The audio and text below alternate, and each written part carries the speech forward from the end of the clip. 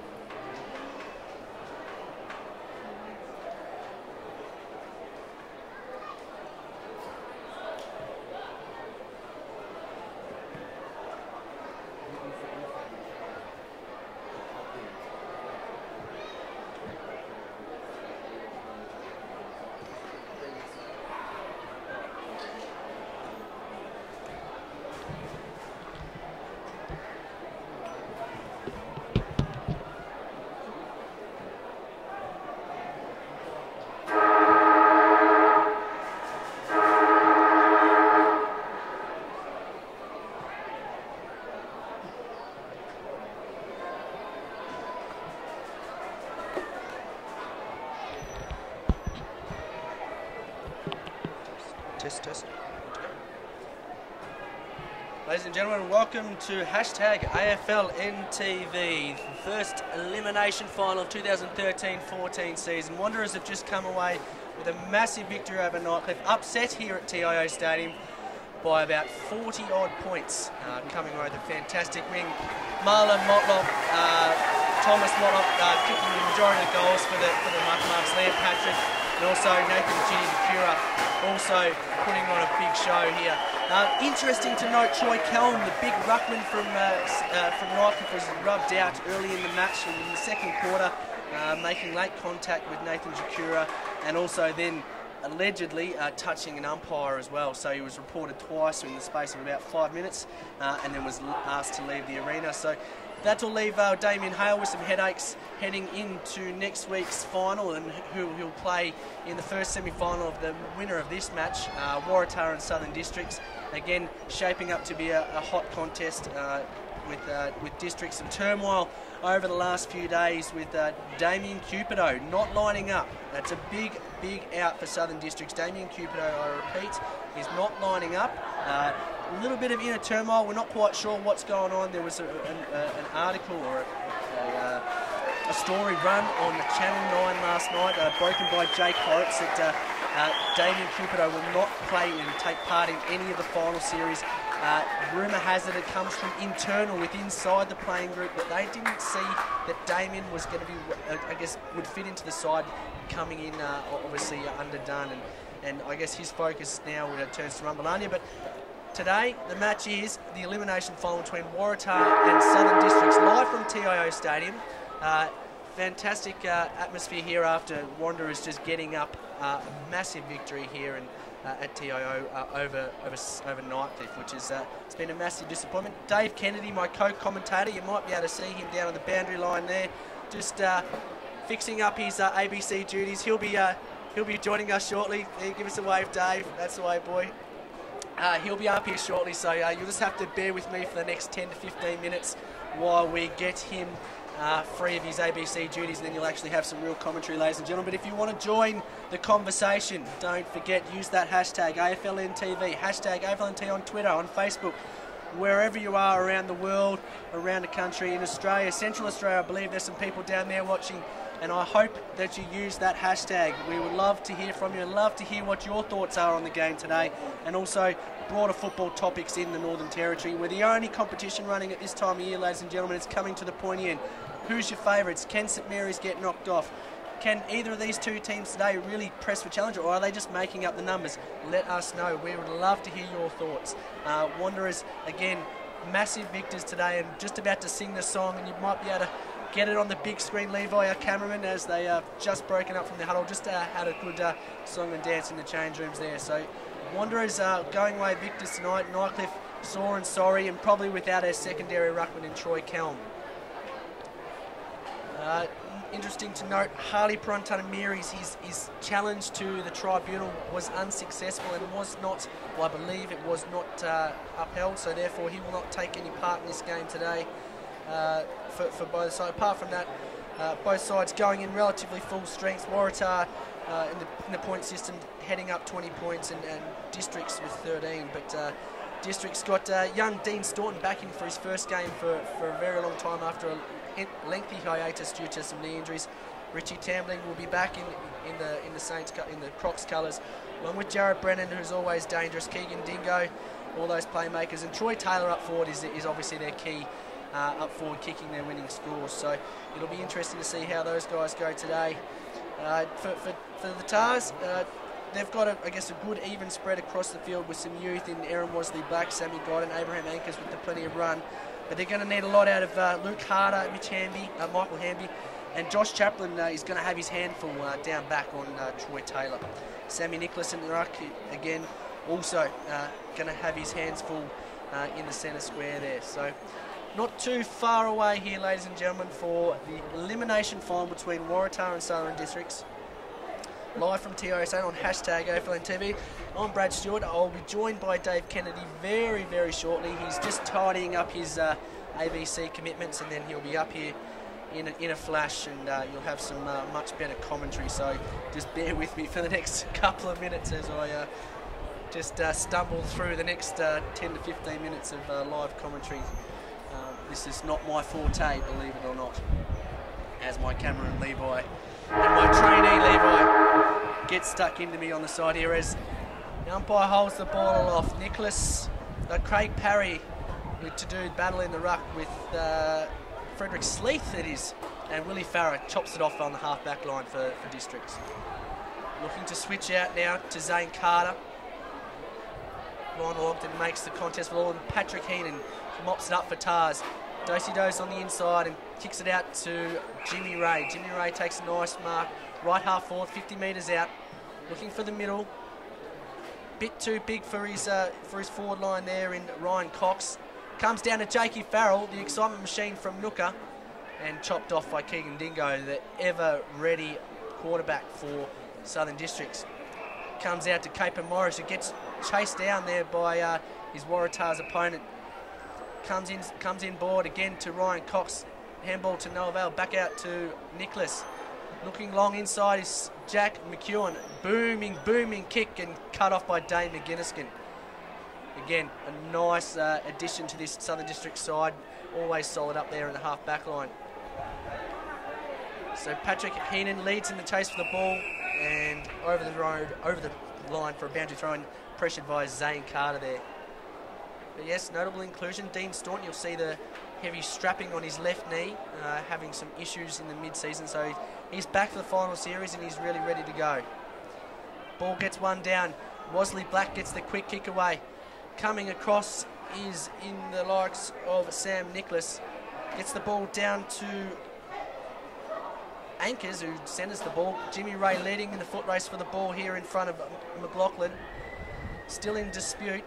McLaughlin just paddles it forward. Comes out to Farrell. Farrell gets it back inside to Ray. Ray looks in the centre. Comes out now through Willie Farrer. District chops it off. Handball back towards McGuinness, who's under immense pressure from Crocs. Great tackle. And again, good pressure. Abraham again's bumped off the ball. Comes out to Keegan Dingo once again through mopped off. And Jake Farrell chopped off the ball. So some sloppy play from unable to get the ball out his Districts. And as they do now through Cape and Morris. Looking at Ferretti. Comes in board to Michael Hanby. And import to the big man, Craig Parry. Who's going to line up. Handball's off now. Handball's off to his teammate Mitch Hanby, Michael Hanby, sorry. And mark's been taken by Keegan Dingo, who's sloppy. Abraham Anchors chops it off, and what a great start. The boy from Central Australia chops it off and slots a nice goal. So Tars take the early ascendancy, 2 minutes in, 3 minutes in, nearly 3 minutes in. Waratah's 1 goal, 6 to District's no score. So yes, Keegan Dingo just a little bit sloppy there, kicking into the man of the mark, and Abraham Anchors makes up, makes luck a fortune and slots through a nice goal with the banana over his shoulder. So just, ladies and gentlemen, you still have to bear with this lackadaisical commentary for just a touch longer. Not quite sure how long this ABC broadcast has got to go, but Dave Kennedy's still stuck down there interviewing Paul Motlop, who's basking in the glory after a massive win over Nightcliff. So umpire of the year, ABC umpire of the year, Mark Noonan to do the balling up again. Sleeth and Craig Parry to do the ruck. Comes out to Tamlin, gets the quick kick forward, looking for Jep. To no avail, comes down to Bugler. Bugler going across goal, very dangerous. Sammy Godden under a bit of pressure. And the ball gets knocked over the line. Sorry, Jamie McCarthy, that was down in the deep back pocket. So Bugler putting his back line under a little bit of pressure with the kick across goal. Thunder full back last year, had a fairly solid season there, and he's had a fairly solid season this year, so looking to regain some form in the final series and heading into the Thunder season. Kick off the ground from, not sure, Zane Carter. Zane Carter kick off the ground and through one behind. Patrick Heenan muffs up the kick to himself. You've got to kick it to yourself and catch it there, Patrick. And the umpire rightly calls it. It's a ball up inside the forward square for Districts and knocked over the line by Ben Dowdle. Quick kick out, looking for Jimmy Ray. Unable to get a hold of it. Comes out to Tambling, or was it Taylor? Not sure there. No, Jerick Whedon, who kicks it in short to Antel Reddy. And Reddy will line up from 40 metres out. Slight angle. Breeze probably pushing across the face of goal. Take a good kick from here, so probably aiming at the left goal post. But yes, get Districts to the slenderest of leads, 1 point margin. Ready. Lining up here now. Leads back on it. Slots it through. So we go. Districts hit back with a goal, and they'll take the lead 1-2-8 to Waratah's 1 goal 6. 5.5 minutes in first term in the elimination final between Southern Districts and Waratahs. Again, if you haven't tuned in, you're just tuned in, just to let you know, you'll only have to put up with my commentary for just a little bit longer, as Dave Kennedy, the doyen of AFLNTv, will join me up here after he just finishes his duties with ABC. And just Wanderers have just come away with a massive win over Nightcliff in the qualifying final, which Nightcliff will play. The winner of this game is Jep drags it out of the ruck and gets a quick kick forward, looking for Staunton. Ball gets knocked away from him by Wasley back. Ball comes out to, I'm not quite sure, but spills out to Roe Duggan. Gets it out to Dean Staunton, who chips it over the top, looking for Whedon. Whedon getting closed down by Smart. Whedon just looking in for Taylor. And too strong there for Jamie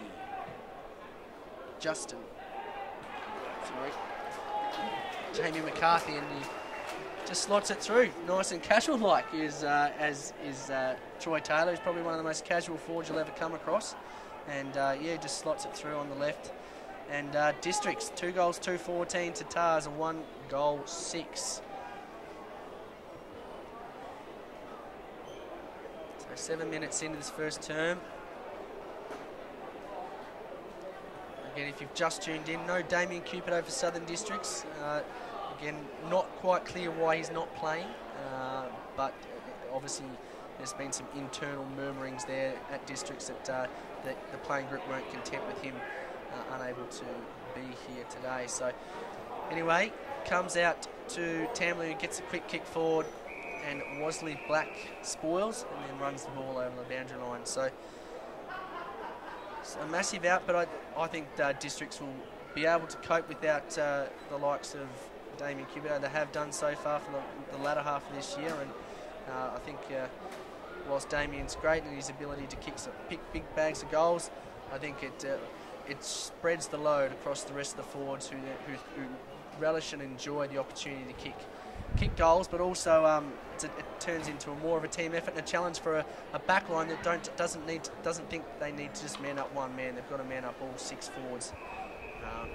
When Cupido's there, it seems to be the sole focus going forward. So I think it's a positive the Districts can take out this, as Jep gets a big run up at Nicholas there in the ruck, comes out the back to Timmy Mosquito, who gets the ball long, looking for big Craig Parry at centre half forward.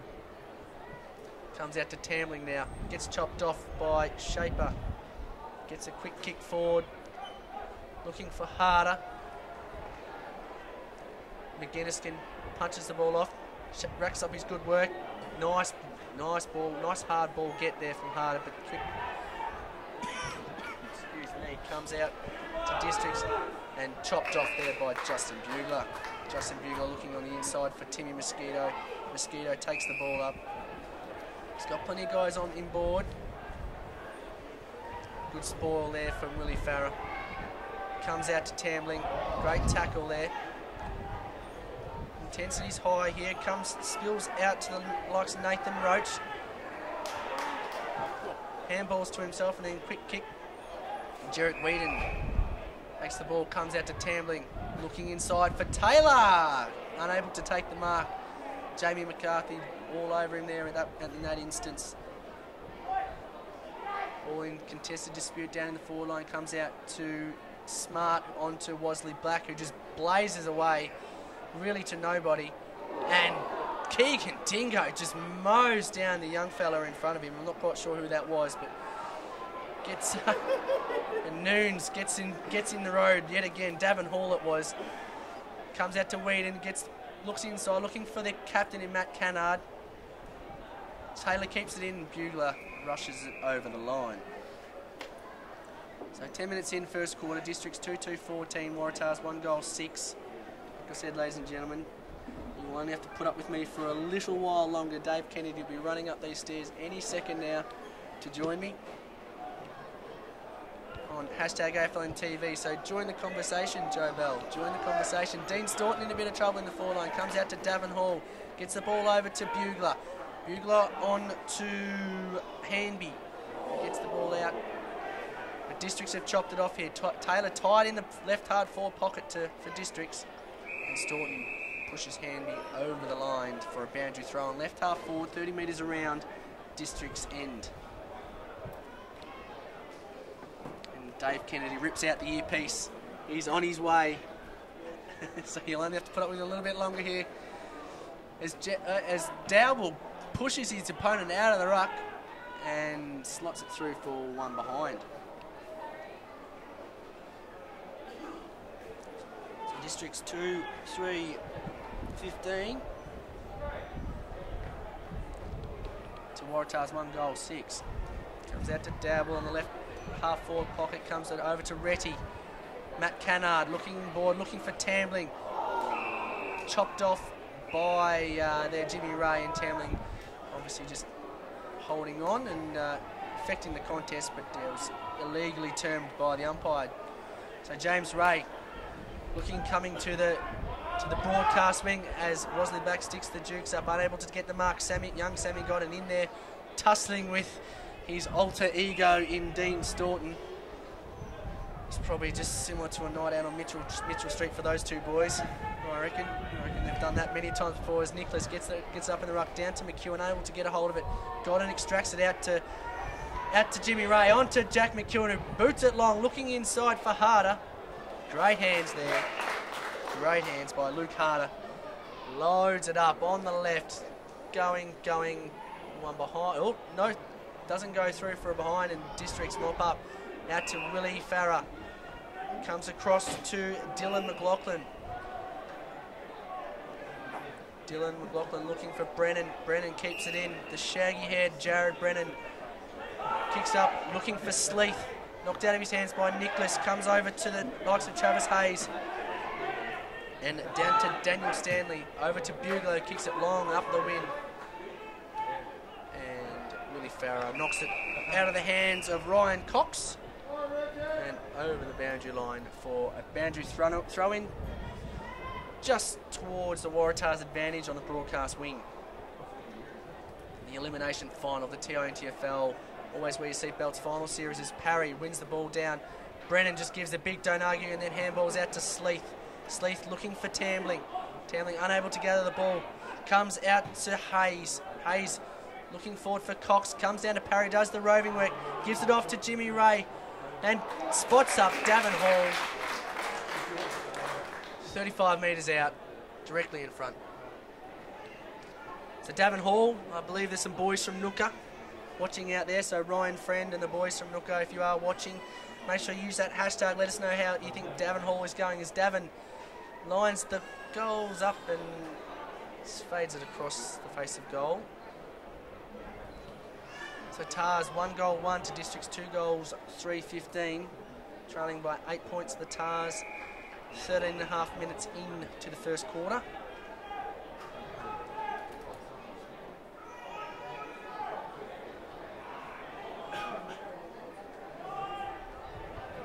Boundary umpire lets it go. In for Dowdle and Nicholas to do battle in the ruck. Comes out to McEwen, who's been busy early. Up for Harder. Willie Farrow holds his position well in front. Comes down to McGinniskin. Comes out to Abraham Ankers. Can he slot a second? No, he can't. So Abraham Hanker's got 1 goal 1 to his name. He's been lively up forward. Busy up there as well. So causing a few troubles for the District's back line.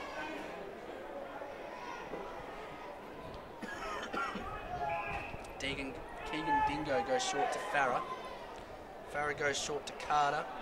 Carter able just to mop up some errant skill work there to Henry Armour. Armour looks short inside to Dingo.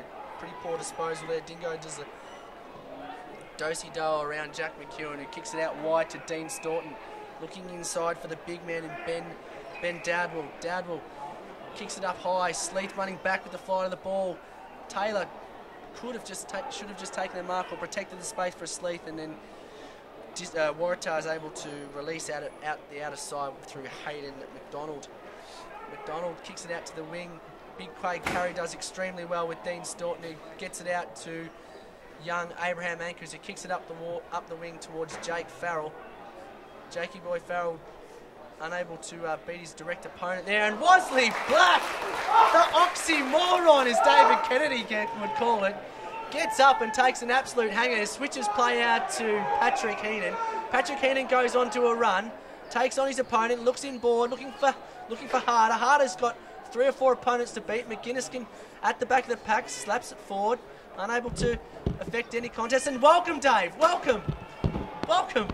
Bradley Stewart, I've made it. He's made it, so it comes out to Tambling. Come on, Dave, you're leaving me hanging here. This is amazing. We've got to swap places, mate. This is terrible. All right. So, welcome, David Kennedy's back on hashtag AFLNTv. Luke Harder takes a nice strong mark. 25 metres out, directly in front for Waratahs. Dave Kennedy Welcome. Thanks very much for having me. Well, thanks very much for having me there, Bradley. It's great to be back here on hashtag AFLNTv. How many tweets have we had? I have no idea, mate, but I tell you what, everyone's probably bored. They're probably tuned out. You've lost count, I'm sure. Luke Harder, what an important player he is in this Waratahs lineup.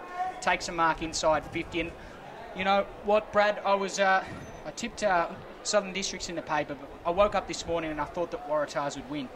And they sit 7 points behind. Harder to reduce the margin to just 1 point. Kicks the goal. And Waratahs have their second.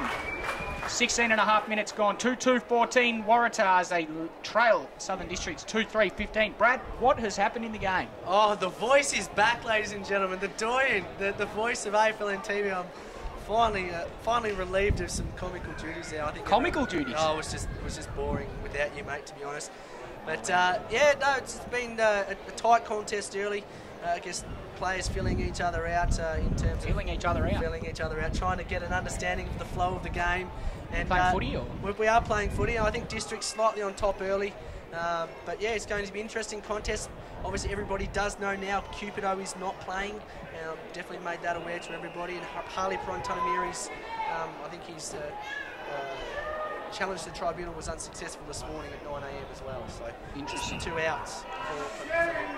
Danny Stanley's got it on the wing. He kicks further afield in the direction there of Luke Harder, the previous goal kicker. He looked for the advantage, but the ball ended up spilling out of bounds, so he'll be forced to come back behind the mark and kick the ball inside 50.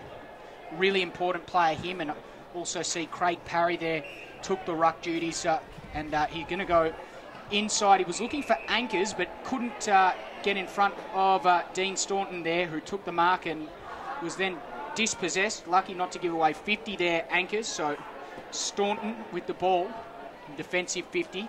Long kick, the intended target there is Ogden, coming over the top with Timmy Mosquito, the new father during the week. So congratulations to Timmy Mosquito. More mosquitoes flying around in years to come. Ball inside 50 for Districts. Taylor leads the charge to the ball, overruns it.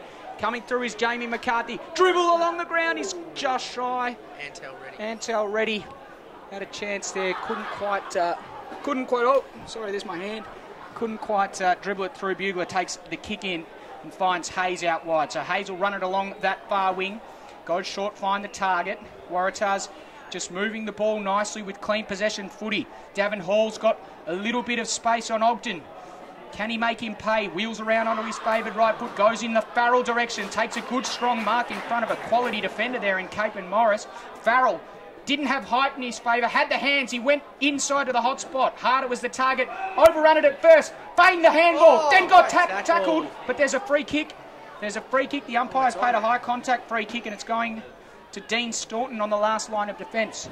Yeah, good pressure there from Southern Districts. Dane McGinniskin's been busy early. Himself, Keegan Dingo are going to play a key part in this game in one way, shape or form, particularly rebounding from the half-back line. That's what they've done all year, acting as that quarterback, if you like, and those guys are going to be crucial to the District's armoury, moving the ball up the field with, I guess, by hand and foot. Here's Dean Staunton. He's had a fair bit of ball in that defensive half. Tambling was the target, didn't even attempt the mark, it cleared him, and a good mark is taken there by Hayden McDonald. So McDonald on centre wing, kicks the ball long. The back of the pack, the infamous leap there from Keegan Dingo, I think that may have been. He comes in to try and tackle Ryan Cox, who was good enough to get a kick away in the end. And the ball inside 50, big collision there. Harder at the bottom of the pack. Quick hands came from Hall, flicked it out to Ryan Cox, came back onto the left foot inside. He's got Abe Anchors with a ton of space. The ball just cleared him. Jake Farrell with pace runs through the line and kicks a goal. No, he missed. Unbelievable scenes. Jakey Farrell, I would have put my money on my house on that one if I had one. But Jakey Farrell, every day of the week you'd expect him to take an excitement machine. Himself and Davin Hall definitely causing a few issues up forward for Districts and how they're going to man up on that pace, because those guys, once they get a hold of it, they are electric. Bradley Stewart, the scoreboard's not working, so we don't have a score, unfortunately. Difficult to see why not. McLaughlin has it for the Crocs. Elects to kick long. Jimmy Ray's in the way, though. But in the end, he spilt the mark, and the Crocs will kick it forward. Reddy's the target. Hot pursuit of him. There is Jake Smart. Reddy did well close to the line. Tried to shake off Smart.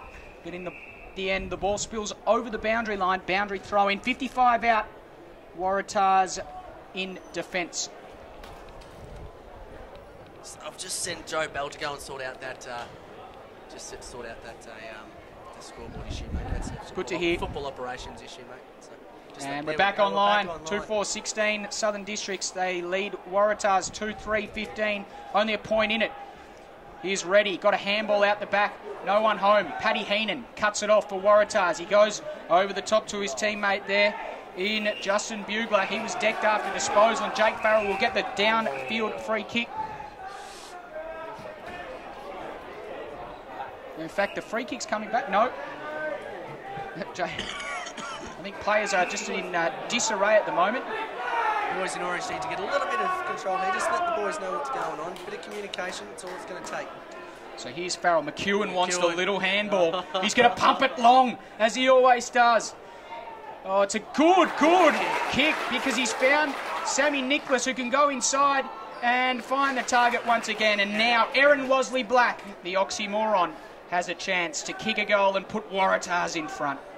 We do give Jack McEwen a little bit of curry on AFLNTv every now and then, DK, but he's been very busy early on, getting his hands on the ball and using his best attribute, now kicking the ball long. He gets it on the boot, kicking it to his player's advantage. He's done extremely well in getting that handball out. That's what he's there for. Get that release handball out and kick it long and give these forwards that best opportunity to take the mark. In comes Wosley Black, left foot kick. I saw him kicking these at training from all angles last night. Not on this occasion though. But what he does do is he levels the scores, Bradley. We've got a cracking game already on AFLNTv. If you want to join in the conversation, hashtag AFLNTv is the way to do it on Twitter. Or you can like our Facebook page, AFL Northern Territory on Facebook. Join in, tell us how our commentary's going, tell us your thoughts on the match. And most importantly, tell us what you think of Brad Stewart in the opening 15 minutes so you can keep me up to date. Dingo got the hands out. Crocs on the improve. Cannard was the target. Cleared him. Couldn't find the target there, and it was cut off by Chaplin. He kicked long. Now Dingo has another chance. He just laconically lopes up and catches the ball with one hand in the end. Antel Reddy has it at half or on the centre wing. Wheels round on the right foot. Taylor's the target, but not quite enough on it there, and the mark is cut off in defence by Craig Parry. Parry goes short, finds Heaton, quarter-time silence downs, and would you have a look at that, Bradley? 2-4-16 apiece at quarter-time. This game is still anyone's moving into the last three quarters. Yeah, anyone's game, and as you've mentioned, I think it's going to be an interesting contest. It's basically even Stevens. Yet again, game just resets from here on in. So, why did they bother? Why did they bother? Why should have just played three quarters. But that's the way Brenton Toy likes to play the game. It's contested footy, and then get the ball over the top. So that's the way he'll like to play it. Not let districts get the ball out and about into the spaces. So Brenton Toy will be happy with the low-scoring efforts of both sides, particularly in his defence. They've worked extremely hard early in this game. Yeah, I think no side was either on top in that first quarter, and it'll be interesting to see, I guess, what both coaches have to say heading into this quarter-time huddle. So, if you've just joined us, 2-4-16 apiece, Southern Districts and Waratahs here. The winner plays on, and they'll play Nightcliff next week. The loser is out, so everything at stake here. It's the TIO NTFL. Seatbelt save lives. Make sure you wear a seatbelt. Always wear your seatbelt whilst in the vehicle. Wherever there's a seatbelt, wear it. Aeroplane, submarine, or army tank. Whatever you are doing, wear your seatbelt. Final series. I think that's the name of it, is it? Got it in one, mate. We just got some hashtag. We've got Celine watching on AFLNTv. First goal of the game. Love your work, anchors. Go Tars, AFLNTv. And then she follows up again. Abe missed a second shot. Anchors, what are you doing? You should have had that goal, AFLNTv. So a critic of Abe Anchors down there in Celine. I'm not quite sure where she's watching from, Celine. So if you are watching, just let us know, and we'll be sure to continue to read out those tweets later on. Hang on, Bradley, is that a real tweet? Is that a real tweet, or do you know Celine? No, I don't know Celine. That's great to see that we've got a real tweet that's come through. It's not actually one of our mates or someone that we know. No, it's not something we know. It's great to see. We're hoping that I'm hoping that some notable people that I've actually rustled up throughout the week to try and get us some interaction might actually tweet in, but we'll see how we go Might have to actually get onto the text right now and see if we can get a few people up and go. Get on to Johnny Ralph. What do you reckon? Johnny Ralph from the Herald Sun? Yeah, let's see if we can do it. Yeah, why not? Why not? Well, it's 2-4-16 apiece here at quarter time. Back shortly after this quick break. Yeah, first two twists. Yeah. How you guys going, all right? Beautiful, beautiful. Hey?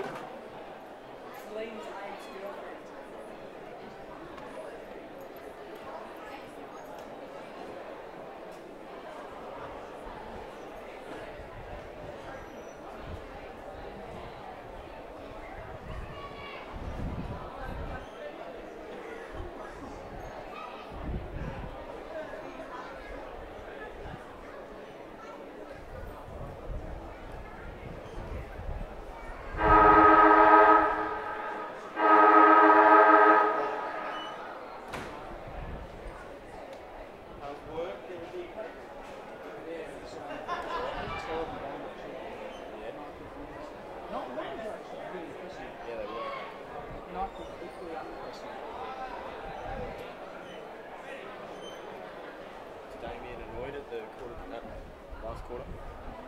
He wasn't actually too bad. Yeah, I don't too bad either.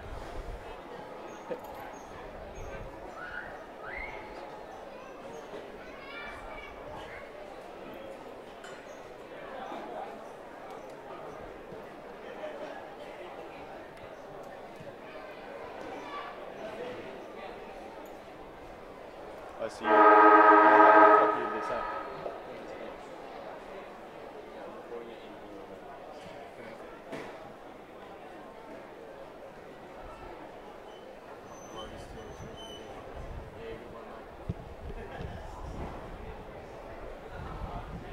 Welcome back to hashtag AFLNTv. The game here for broadcast. Southern Districts taking on Wanderers at quarter time. The score is all locked up. 2-4-16 apiece.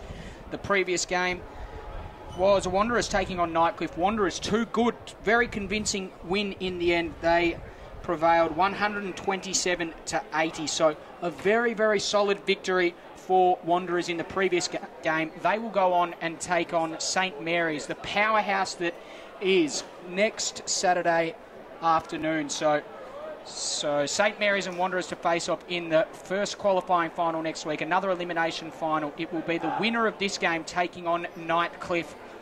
And there's no doubt that hopefully, budget prevailing, Bradley, we will be bringing you guys that game as well.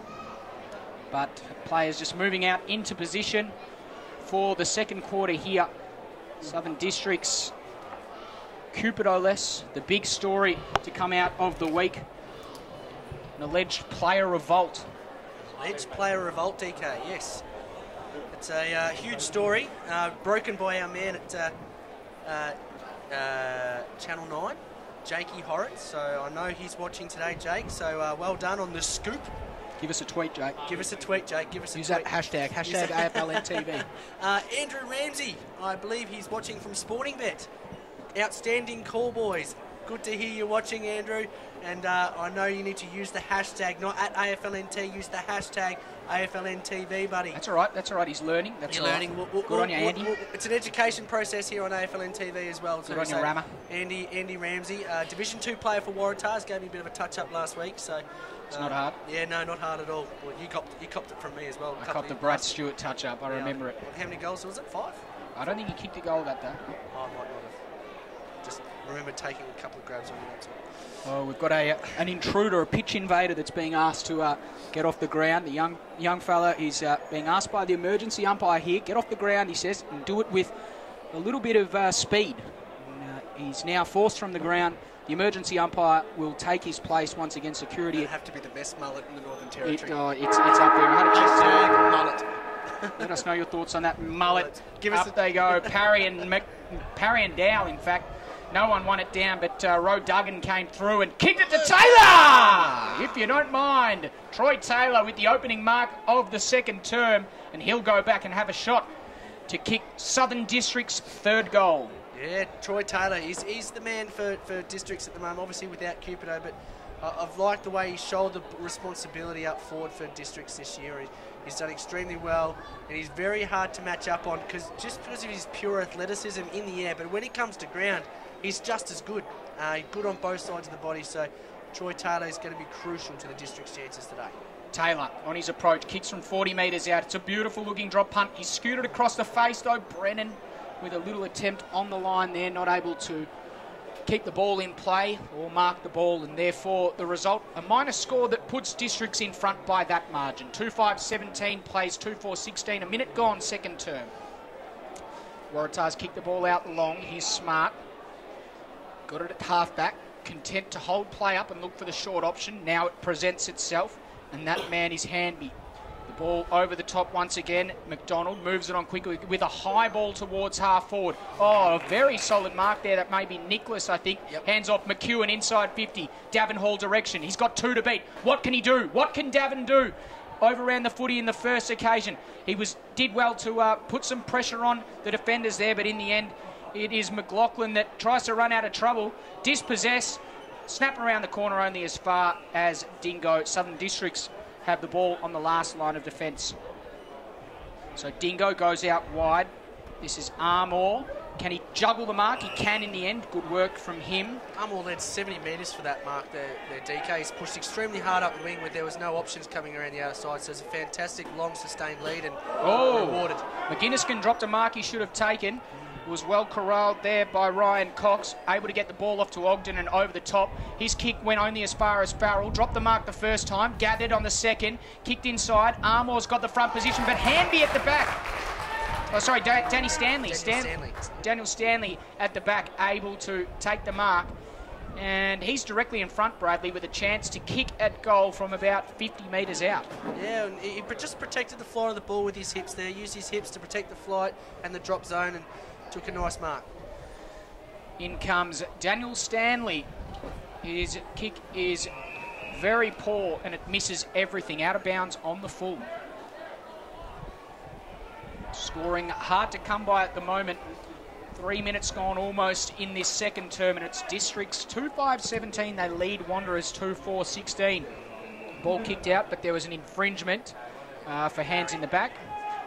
Goes against Parry, and the free kick will be taken here by the Crocs. Here's Jared Brennan. He got the hands and then went for a run. Left foot kick is a good one. A very nice kick is taken there by Frederick Sleeth. So Sleeth takes his man on, was dispossessed, but lucky not to give away a free kick. In the end, the ball kicked towards half forward. Godden did some good work in close there, and now the kick comes out there from Bugler. Comes up towards Farrell, but there's a free kick for an infringement. Umpire says play on advantage, and Farrell will take the advantage to centre wing. So District's just moving the ball down that far wing. Here's Jared Brennan once again.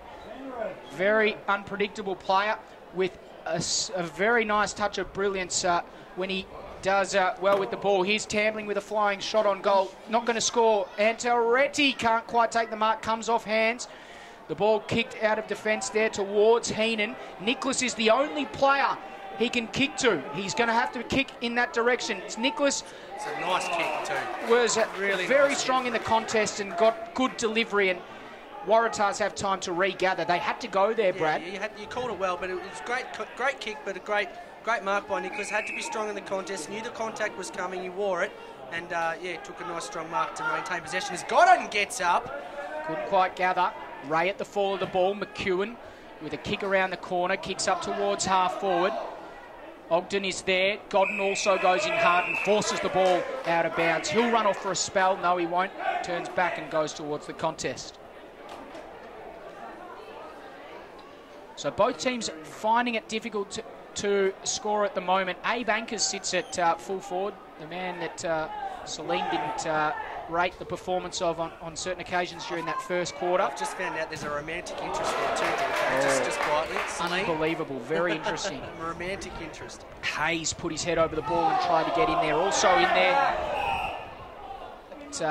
there, maybe Retty, is it? Yep, at the bottom of the pack. So some good hard footy from both sides. There's going to be a bounce. I do believe the Ankers family are watching down in Central Australia. So hello to Jeff and the crew down there. Hope you're enjoying the coverage. Jeff Ankers, ex-employee of AFLNT's down in Central Australia. Big push in the back there, unfortunate not to get a free kick. Oh. Comes out to Harder. Off to Roduggan. Roduggan. Who kicks it around the corner, goes in the Canard direction. Good punch coming over the top there, and the ball spills out of bounds. A boundary throw-in about 70 metres round from the Southern District's end of the ground. So the Crocs trying to move the ball forward. Here's Jep in the ruck, big punch forward. Fall of the ball, though, is that man Michael Hanby, who wants to switch the ball, and they can do that. Players pushing across. Here's Aaron Wasley Black. He's got time and space to sum up the situation. He's looking for someone to come across. Just a little chip over the top there for Daniel Stanley. Pretty smart in the end. Pretty smart kick. Rather than turn it over, he waited for the right option to present, didn't panic, and in the end, the kick from Stanley went towards Cox, but the ball was affected. Out of bounds, boundary throw-in, almost on the 50 paintwork there, Waratah's end of the ground. So ball back into play. Parry to do the ruck work with Jep. No one able to win the ball from the clearance. Farrell's at the bottom of the pack. Parry got a handball out towards Davin Hall. Sold a bit of can. He's got McEwen on in the middle here. Big contest. McEwen did very well. Strong in the contest. He can almost have a shot from there. I saw him kicking them from training. He's going to kick long. He kicks to the top of the square. Hayes is the target. Was he infringed? Umpire says no. Play on. Here's Dingo at the fall of the ball. Going in hard there was Timmy Mosquito. Wasley Black got the hands off. Heenan swings round. Right foot kick at goal. Has it got the distance? It does. Paddy Heenan swivels on his foot. Very swivels. He's only had probably 2 or 3 steps there and just slotted it through with a great goal. Good contest there by Travis Hayes. Didn't give up the contest and didn't give up the chase. Continued the forward line pressure, and Wasley Black, good handball inside to Heenan, and yeah, just the poise of the boy from the Tiwi Islands is enough to slot through the goal. Bit more interaction on AFLNTv. Oh, good to hear. Here we go. Ryan Friend, our Regional Development Manager out in Nooka, watching his 2 boys, Davin Hall and Jakey Farrell. Great to hear. Joey Bell, is there anything that man can't do? Looking forward to his assistance on Sporting Pulse. Great call, boys. Hashtag AFLNTv. Oh, look at this. Waratah's been another one. Parry just went with a little kick. And look, those 2 boys. One of them is Farrell. And Farrell loves it. This time he makes no mistake. This time he kicks the goal. And Waratah snared 2 quick goals in a row there, Bradley. Yeah, 2 quick goals. And there's that boy, Jakey Farrell. Once he gets on the end of it, it's very hard to catch. Very, very hard to catch. So Ryan Friend will be very, very happy with that young man scoring a nice goal. So, yeah, Tars just flexing a bit of muscle here, getting a bit of a run on and maintaining possession. I think that's what it comes down to, maintaining possession. So, obviously, possession's 9/10 of the ball, as they say. Well, Ryan's friend Farrell kicked the goal, and now Waratahs are out to an 11-point lead. Umpire Mark Noonan's found a free kick in the middle of the ground. Looks like it might go to Abe Ankers. He gave the little one to Jack McEwen, who's been on fire at the moment. Goes in a harder direction. Not able to gather the ball. Oh, overrunning it there was Dingo. And then there was high contact established. And it will be a Waratahs free kick once again. I think it is Ryan Cox. He's not 100% certain on going for goal. But, geez, Bradley, would you believe this? Waratahs could kick a 3rd goal in 3 minutes. Yeah, it's an interesting change of events. Tars districts could be going out. Here we go. Ryan Cox right on the goal line. Almost a chance for a mark. In the end, punched through. The kick wasn't on line, but a minor score the result. 2 goals flat the margin here at TIO Stadium. Brenton Toy will be a little bit disappointed that probably the 2 of the smallest men on the field there were marking the goal line there. Luke Harder or Nicholas or Hanby or someone along those lines needs to, I guess, get up there and make a contest so those boys can get to the ground level footy. This has been a good transition for the Crocs. In the pocket there is Sleeth. The kick came from Taylor, found the target in Sleeth, and they moved the ball with precision and poise from defence to attack, Bradley, and now Frederick Sleeth, the man with a shot on goal. Yeah, Frederick Sleeth. He actually started in the ruck, DK. We didn't see Jep in the ruck early on, and Sleeth actually started in the ruck, which was an interesting move from Coach Rusker, as we put it.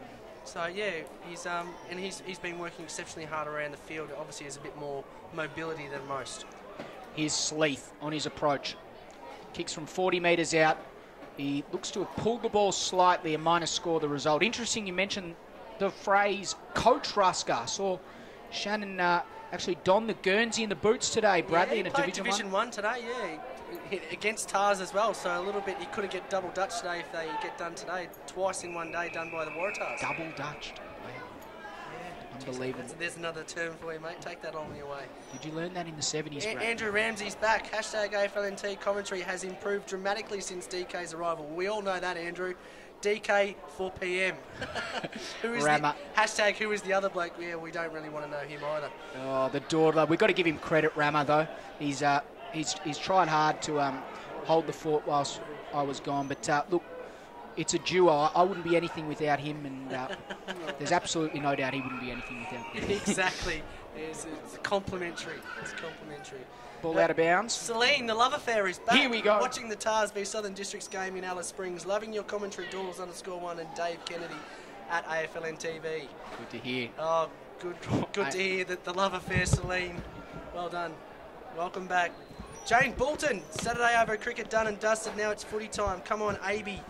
Tars, AFLNTv. Thank God the Tars are the same colours as Feds. Well done, Jane Bolton.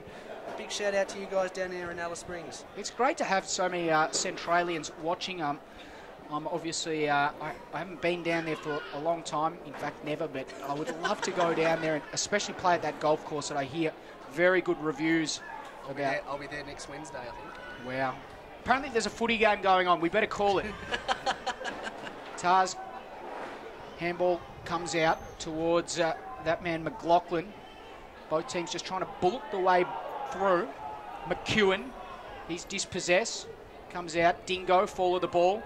Cox, well tackled. Stacks on the mill, Bradley. Stacks on the mill, SOTM. And now we're going to have a bounce. Umpire just letting it go there. Yeah, I don't mind that. Yeah, no, I don't mind umpire letting it go. Let the guys sort of duke it out and just see if we can get something to clear out and let the playboy, let the boys play, as they say. Let the boys play. Oh, Jep got up very high and gave away a free kick in the process. So what's the free kick there for? Was that for high contact? I'm unsure. Jep thinks he's got the free kick. You're joking, he says. I'm not impressed. Give it back nicely, Jeppy. Give it back nicely. Must have been for high contact. Sam Nicholas, he pumps the ball along. The target there is Marsh. Can't quite hold on. Did very well to get the hands off. Jimmy Ray just kicked a dribbling kick along the ground. Here to half forward. Mosquito turned one way and then the other. Then he kicked it into Luke Harder. Couldn't quite grab it on the second bounce. Davin Hall was at the fall of the ball, but now the Crocs will have a chance. Here's McLaughlin with some good running off half back. Promising move forward. Oh! Big fly there. What a fly there from Dow. The big ruckman got up very high. Couldn't quite take it. Almost gone holding the ball in the subsequent act of play. But that was something special, that fly from the ruckman. Fiddick got a kick around the corner. Nicholas couldn't quite gather and the ball spilled out of bounds. Bradley, I was super impressed with the fly there from Big Benny Dow. Very, very impressed by the big fella. Got up and a little bit of leverage. Well done. Little bit of leverage from Benny Dowell, if you don't mind. Now he has to do the ruck work, but Jared Brennan got in the way and tried to tap it down to Fiddock, just trying to duck his head and weave his way through his Richard Tambling. But he's stopped in his tracks by Samuel Godden, if you don't mind. Samuel Godden just got a hold of him and just didn't let go. Here's Godden, he went to Hanby. And then he kicked it inside 50 in the Luke Harder direction. Couldn't quite take the mark. Heaton comes through. And Brennan, did very well to affect the kick. Akers! Akers round the corner. Oh, the love affair! The love affair! Abe Akers kicks another goal. Akers kicks the goal. Hits the goal umpire in the process. And what an unbelievable result there for Waratahs. Abe Akers, a little snapshot around the corner. A little bit of brilliance from Abraham. And there's no doubt that Celine... Can't wait for the love affair. We'll be very happy about that. I'm waiting for it. Give us something, Celine. Hashtag AFLNTv if you want to join in the conversation. The score at the moment, Waratahs 5-5-35. They lead Southern Districts 2-6-18. Are you surprised by this score margin, DK? No, I'm not actually. I spoke about it earlier in the game that I've changed my tip to Waratahs, and I'm probably the only person that predicted this. Tambling got the kick out towards half forward. Good hard Canard football. came in and Canard laid a big bump there, and it was on Hayden McDonald.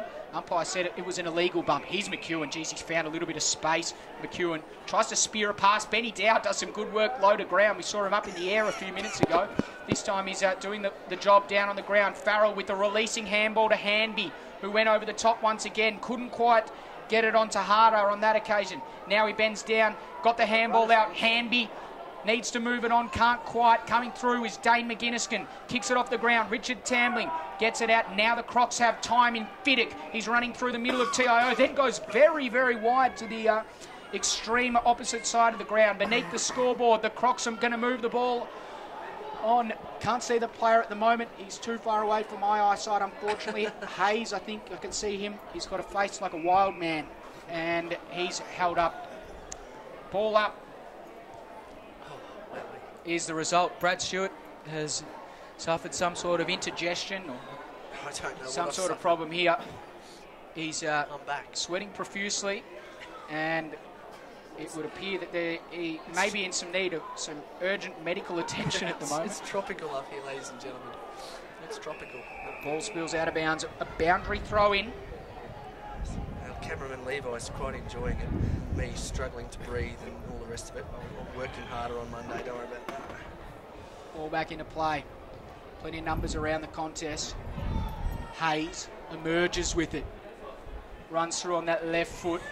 Kicks it only as far as Barra, but the ball bounced past him. Cox kicked it towards centre half forward. Second, third, fourth attempt. I thought Hall took the mark. He stopped, propped, and then kicked inside. And Nice have a look at that. Don't mind. Found Luke Harder on the chest. I'd say point to the goals, and Luke Harder just takes a nice, easy mark. So Luke Harder has a shot at, or has the chance to take a shot at goal, courtesy of some Davin Hall genius.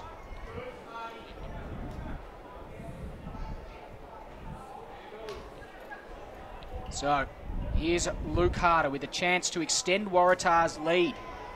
Surprising first half for some. Harder comes in. And has he kicked the goal? No. Well, he's hit the woodwork. He's giving a bit of a fist pump a little bit too early, he was. I think a little bit too excited was Lukey Harder. Celebrating a little bit too harder. 5-6-36 Waratahs. They lead Districts 2-6-18. Stitch me up. The ball comes over the top. Finds Jarek Whedon. Good player, this man. He's got Thomas Fiddick in the middle. He goes in that direction. He's got it in one of the two centre circles we have painted here at TIO Stadium. Fiddick goes in the Taylor direction. Reddy's at the front. No one able to gather. Fall of the ball is Sam Godden. And he's going to go across the ground, and a good kick from him. A good stabilising kick finds Heenan, who goes in turn to parry. And now Waratahs have a chance to regroup at half-back. Marsh calling for it up the line, DK.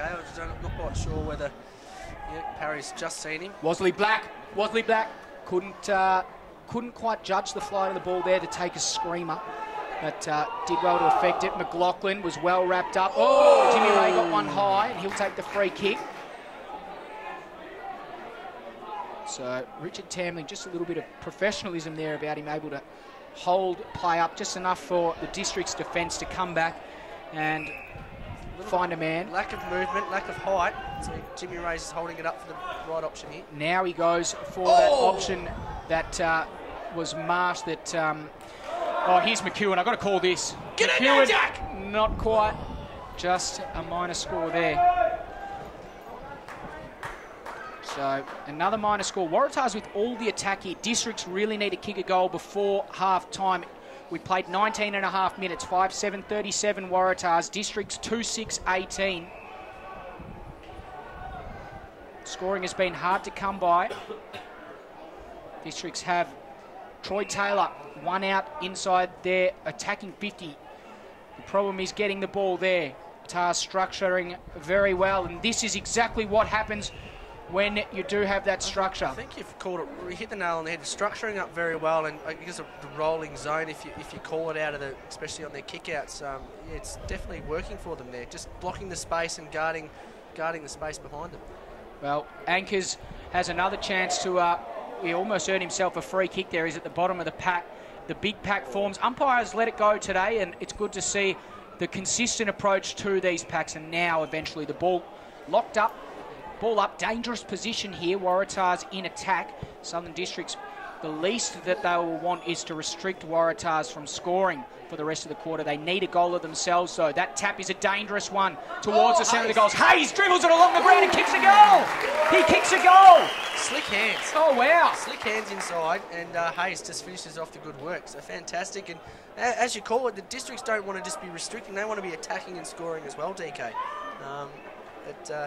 Tars are obviously haven't kicked big scores of late and haven't had for the last probably 3 or 4 weeks. So it's only a matter of time till they put it all together. And obviously, finals footy is a different story.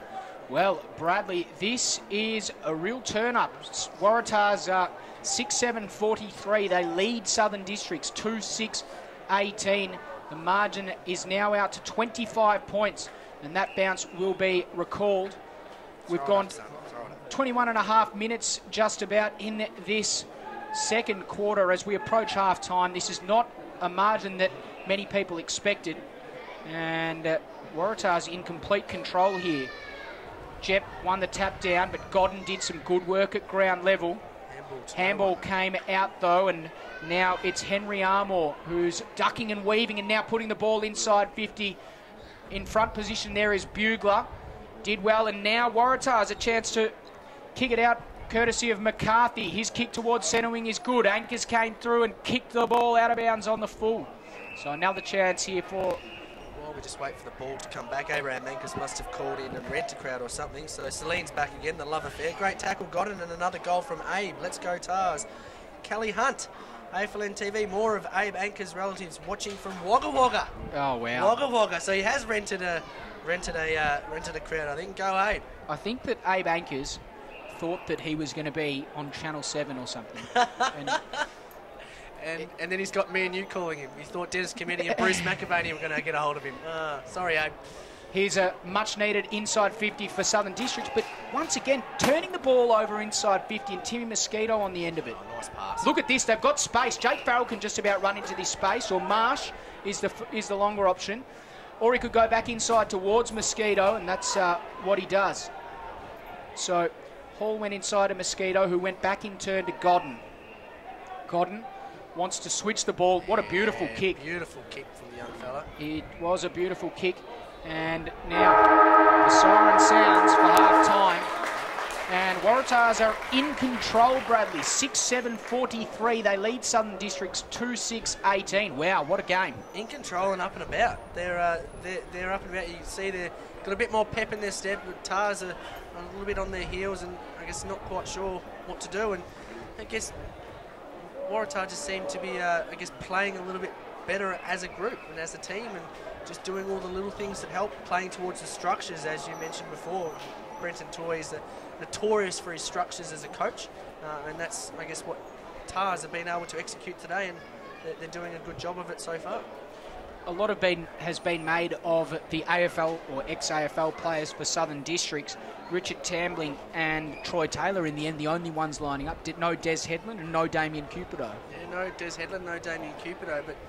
Jarek Whedon, I guess he has Jarek Whedon, yeah. AFL experience. AFL experience, but I guess it comes down to, a team of champions doesn't beat a champion team, as the old adage goes. There it is. So Brad Stewart has dubbed Waratah as a champion team.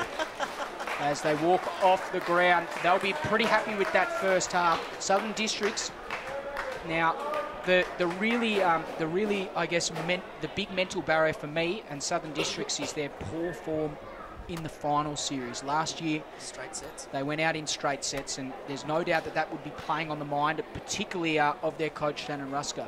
Yeah, obviously, again, rumours going around at the end of last year that the straight sets bail out of the Districts in the final series was a little bit disappointing, and Shannon, obviously, as a coach, probably expected a lot more from his team in the back end of the final, in the back end of last year's season. So, yeah, he'd be disappointed if they were to go out again, so close to the sort of being sort of up in the top three all year and then dropping out and fading in the the latter half of the regular rounds, and that has come to hurt them playing in an elimination final. Well, Southern Districts, with their work cut out ahead of them, they trailed 2-6-18. Waratahs 6-7-43. This is hashtag Abe Anchors that we're watching at the moment. You can also watch hashtag AFLNTv occasionally. My name's Dave Kennedy. Joining me, as always, is Brad Stewart, and we are going to take a short break and be back with you in the second half very shortly. Make sure you stick around and tune in.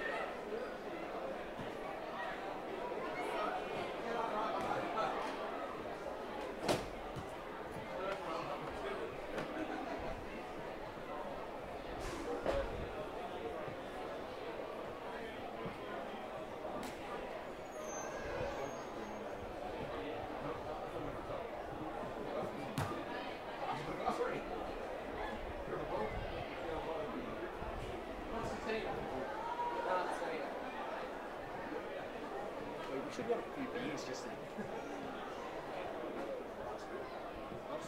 I need to put in a decent quarter. That's all.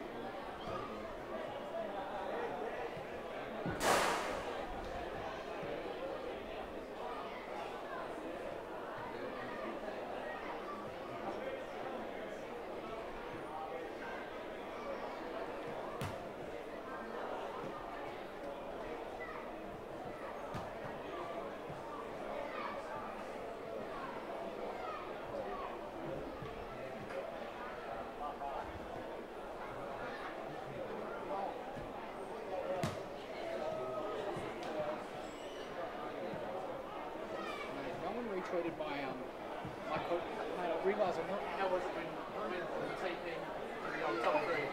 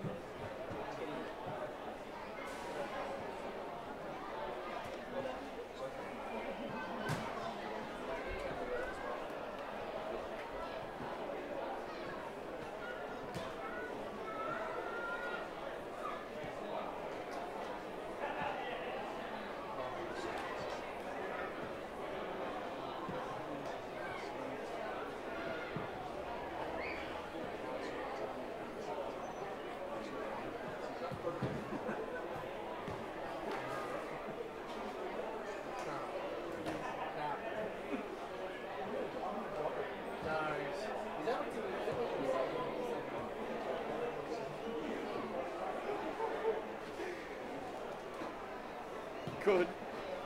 Well, fuck, mate, I've resigned now. So. Well, yeah, did I tell you? What? That I resigned? AFLNTv. Did you? I'm going back to Melbourne. Come back to where? Going back to Melbourne. Mate. Come back on for next season. I won't be able to.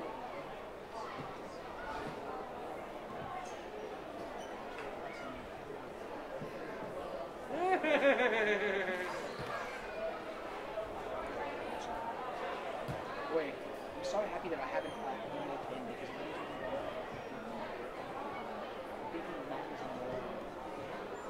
Amore.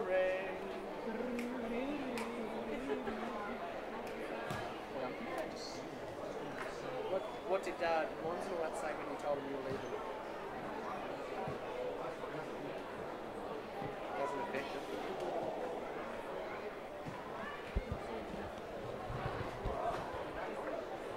Hello and welcome back to #AFLNTv and welcome back to Waratah, where the game in front of us, Waratahs and Southern Districts, is a very interesting one. My name's Dave Kennedy and joining me as always is Brad Stewart.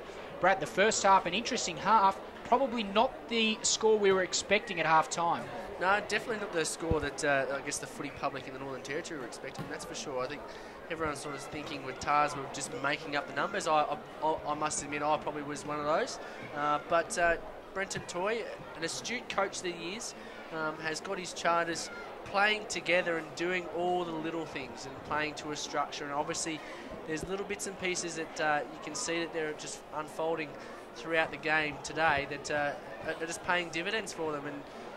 And it's not their big names that are carving them up. It's their, I guess you wouldn't call them their fringe players, but they're mid-range players that are actually doing the damage. Your Sammy Goddins, your Abe Ankers, and also Jack McEwen has been... Ryan Cox, McDonald. Have all been sensational and solid.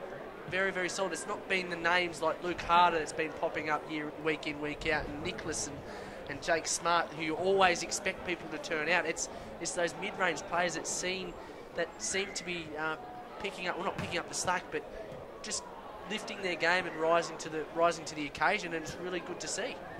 Very interesting to see the approach from Brenton Toy. Waratahs have been out on the ground now for a very long period of time, and they have been addressed by Brenton Toy for at least now, we're looking at about 10 minutes now, which is very interesting. Usually teams take full advantage of the half-time break. The umpires aren't even yet out on the ground yet.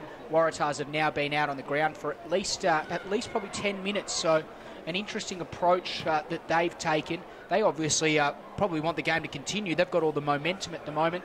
Of course, for those just tuning in, Waratahs 6-7-43. They lead Southern Districts 2-6-18 at half-time in the elimination final. Earlier today, Wanderers defeated Nightcliff in what was a pretty dominant performance, Brad.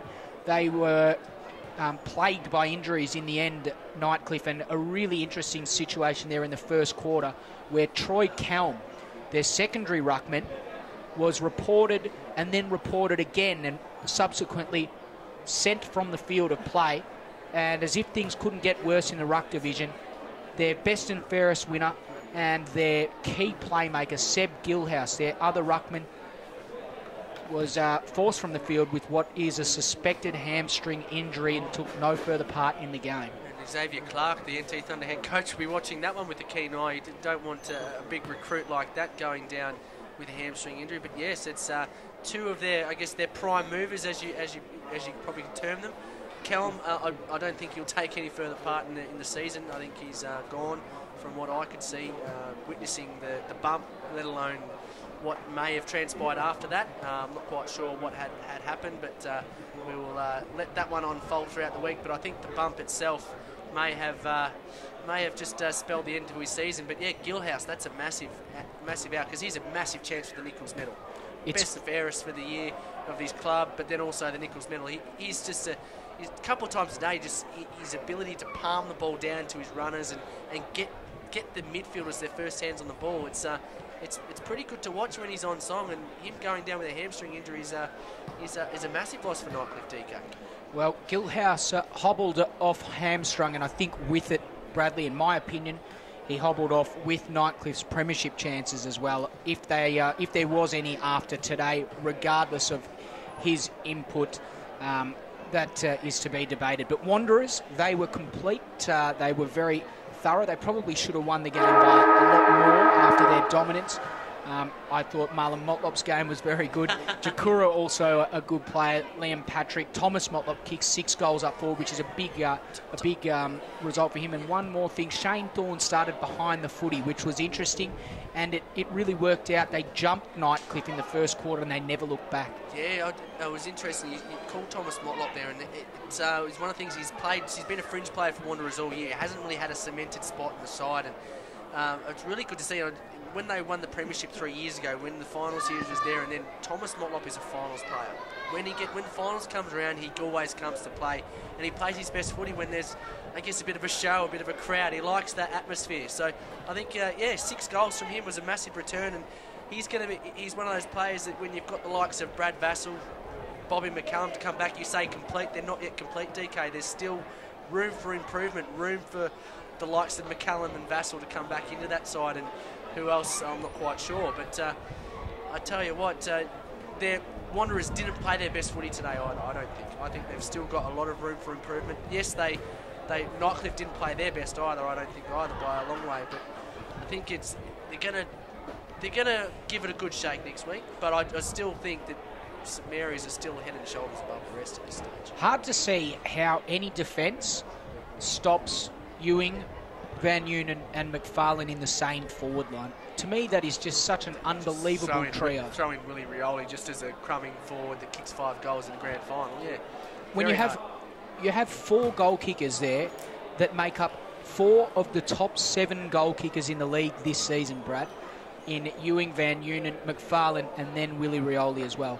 All 4 of those players in the top 7 goal kickers in the league. It's hard to see them getting beaten up forward there. Then you look at the back line, Ansters, Long, Rioli, Tunderwatch, Vallejo. These are all premiership players, and Stapleton. These are all premiership players that have played with the club for a number of years, and they're all incredibly stable in their defence. And then you look at the midfield, you've got Mark Blake tapping it down to Cameron Islet, the NT Thunder best and fairest winner, which is just incredible. How does anyone stop that? Cameron Islet, Jared Islet, Shaq McKenzie, who's also a smoky for the Nichols medal. You got Shannon Rioli, Ben Rioli, like the list goes on. And like you say, stability goes a long way in winning premierships. And St Mary's have, like these guys have played all, they've got cohorts and groups of 5 or 6 that probably played all their footy together growing up from juniors. So they've got a good progression of people coming through and kids coming through underneath, which is just an outstanding success in terms of the way that they continue to breed youngsters into it. We've got Shaq McKenzie and Chrissy, Nicky Yarran and those sorts of boys coming through as well this year. But our focus will turn to the elimination final at hand, and Waratah's out to make a big upset here and send Districts packing second year running in straight sets. 6-7-43 Waratahs. They lead Southern Districts 2-6-18. Second half just about to get underway here on hashtag AFLNTv as the ball is held aloft. So it's going to be Dow and Parry to do the ruck work. Umpire with a beautiful bounce of the footy. Dow got up high and won it down. Tambling was met solidly. The ball spills out. Waratah's trying to force the ball forward. They get it towards half forward. Cox leads the chase to the ball. Brennan also in hot pursuit. Brennan did very well at ground level. Oh, look at the agility of the half-backman there in Jared Brennan, and that was just sensational. But in the end, the ball's turned over. Bugler has it at half-back. I think he's a barometer. He needs to get his hands on the ball a lot more, Jared Brennan. I think he needs to move into the midfield for Districts. Farah with that infamous 2-foot leap. He got it out to Reddy, who got it wider. Carter is a left footer. He can put it to the top of the square. High ball. Taylor jumped high, couldn't quite grasp the mark, and the ball spills across the behind line for a minor score. So first score going to Southern Districts, 2-7-19. They still trail Waratah 6-7-43, opening stages of this second half.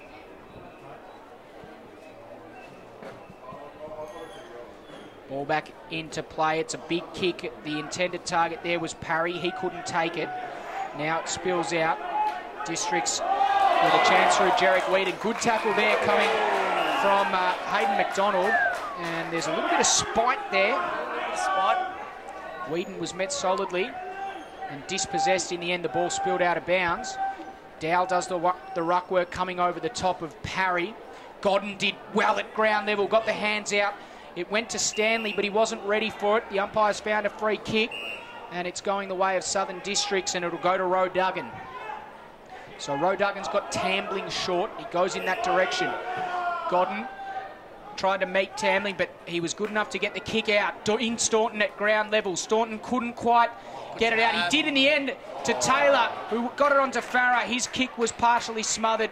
Some good defence here from Waratahs to prevent the Crocs from scoring, and now Wasley Black with a chance on the outer side of the ground. Couldn't get the ball to bounce from the ground back up to his hands, and eventually sogged the ball out of bounds. Yeah, and he did have, I think it was Sleep. Hanby. Oh, sorry, yeah. He had Hanby in the midfield, in the centre. Just a short kick could have released them up the field, and they could have been into attack. But anyway, Jep won the tap down, but at the fall of the ball is Ray. He scrambled a kick forward towards Cox, who had time to stop and look up. Oh! Unbelievable mark there from mind if all we need is a replay. Keegan Dingo. What a sensational mark. Dingo has just taken the mark of the year. What a brilliant passage of play. It doesn't matter what happens for the rest of the game. He's taken an absolute belter. Oh, get it on. He's Waratah's. Farrell kicks, and he kicks it behind. Jeez, what a mark. Oh. His athleticism is just outrageous, Keegan Dingo. Outrageous. I'm shell-shocked. That was an amazing mark. This could be on Almost Football Legends in a few weeks. I tell you what, we'll be putting that up there. I'll give you the tip. Oh, Keegan Dingo, well done. They needed a spark. Maybe that's the spark they needed. Mark that one down, Levi, for Monday for the highlights reel. 3 minutes 13 into the quarter.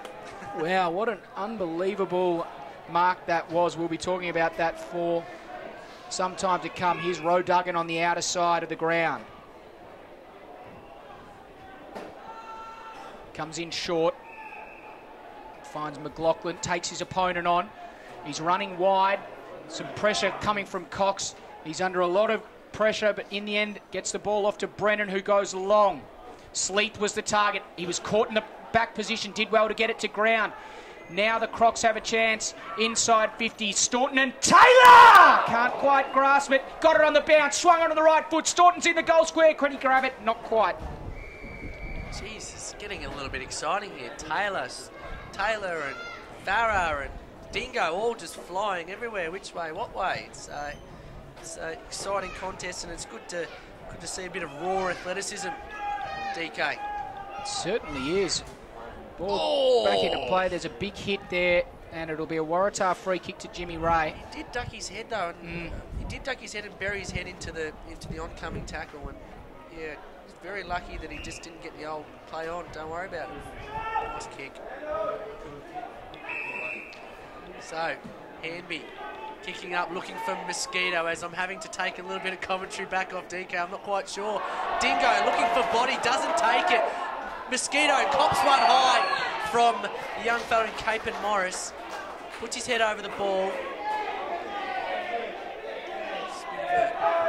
A bit of game of twister going on here on the near side wing. There's Mosquito gathers the ball. Kewen offers a lead. Dingo looks inside to Smart. Smart back to McDonald. Close down there into McEwen. Oh, here he is. Here he is, Bradley. Here we go. McEwen loads up. Making left foot. Looking for harder. Oh, was held on to. Comes down to Hayes. Can he slot it through? Travis Hayes! Doesn't he enjoy it? Travis Hayes slots another one for Tars. That's his second. Waratah 7-9-51 to Districts 2-7-19. How was that, DK? Beautifully called, Bradley, as I tucked into a bit of squid and chips. Breakfast today. What a sensational goal there from Travis Hayes. He just slotted that from the boundary, and I'll tell you what, he kept on running. He loved that goal. He celebrated like he will celebrate tonight with a VB. There's absolutely no doubt about that.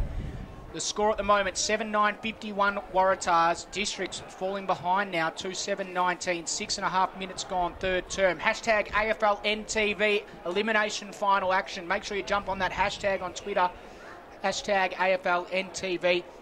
Or drop us a line on Facebook, AFL Northern Territory, if you'd like to give us a like, and then let us know your thoughts on the game. Ball back up in the centre of the ground. Marsha to do the ruck work there for Waratahs with Jep. Ball comes out, Roe Duggan. They need to get it forward and kick a goal here. He goes in the Taylor direction. Umpire is also in around it, but eventually the boundary line beats everyone. Boundary thrown right on the 50 mark. There, Districts in attack. Jared Brennan sitting across half-back, DK. What are your thoughts? He just needs to get himself into the game.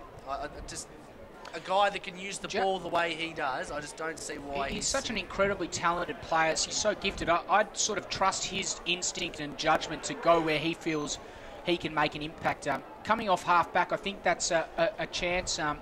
You know, if they can move the ball over the top nice and quickly, maybe he can create that from half-back. But as you say, he needs to involve himself more as the ball is transitioned to near enough the same position on the ground. This time, Waratahs in attack. You know what?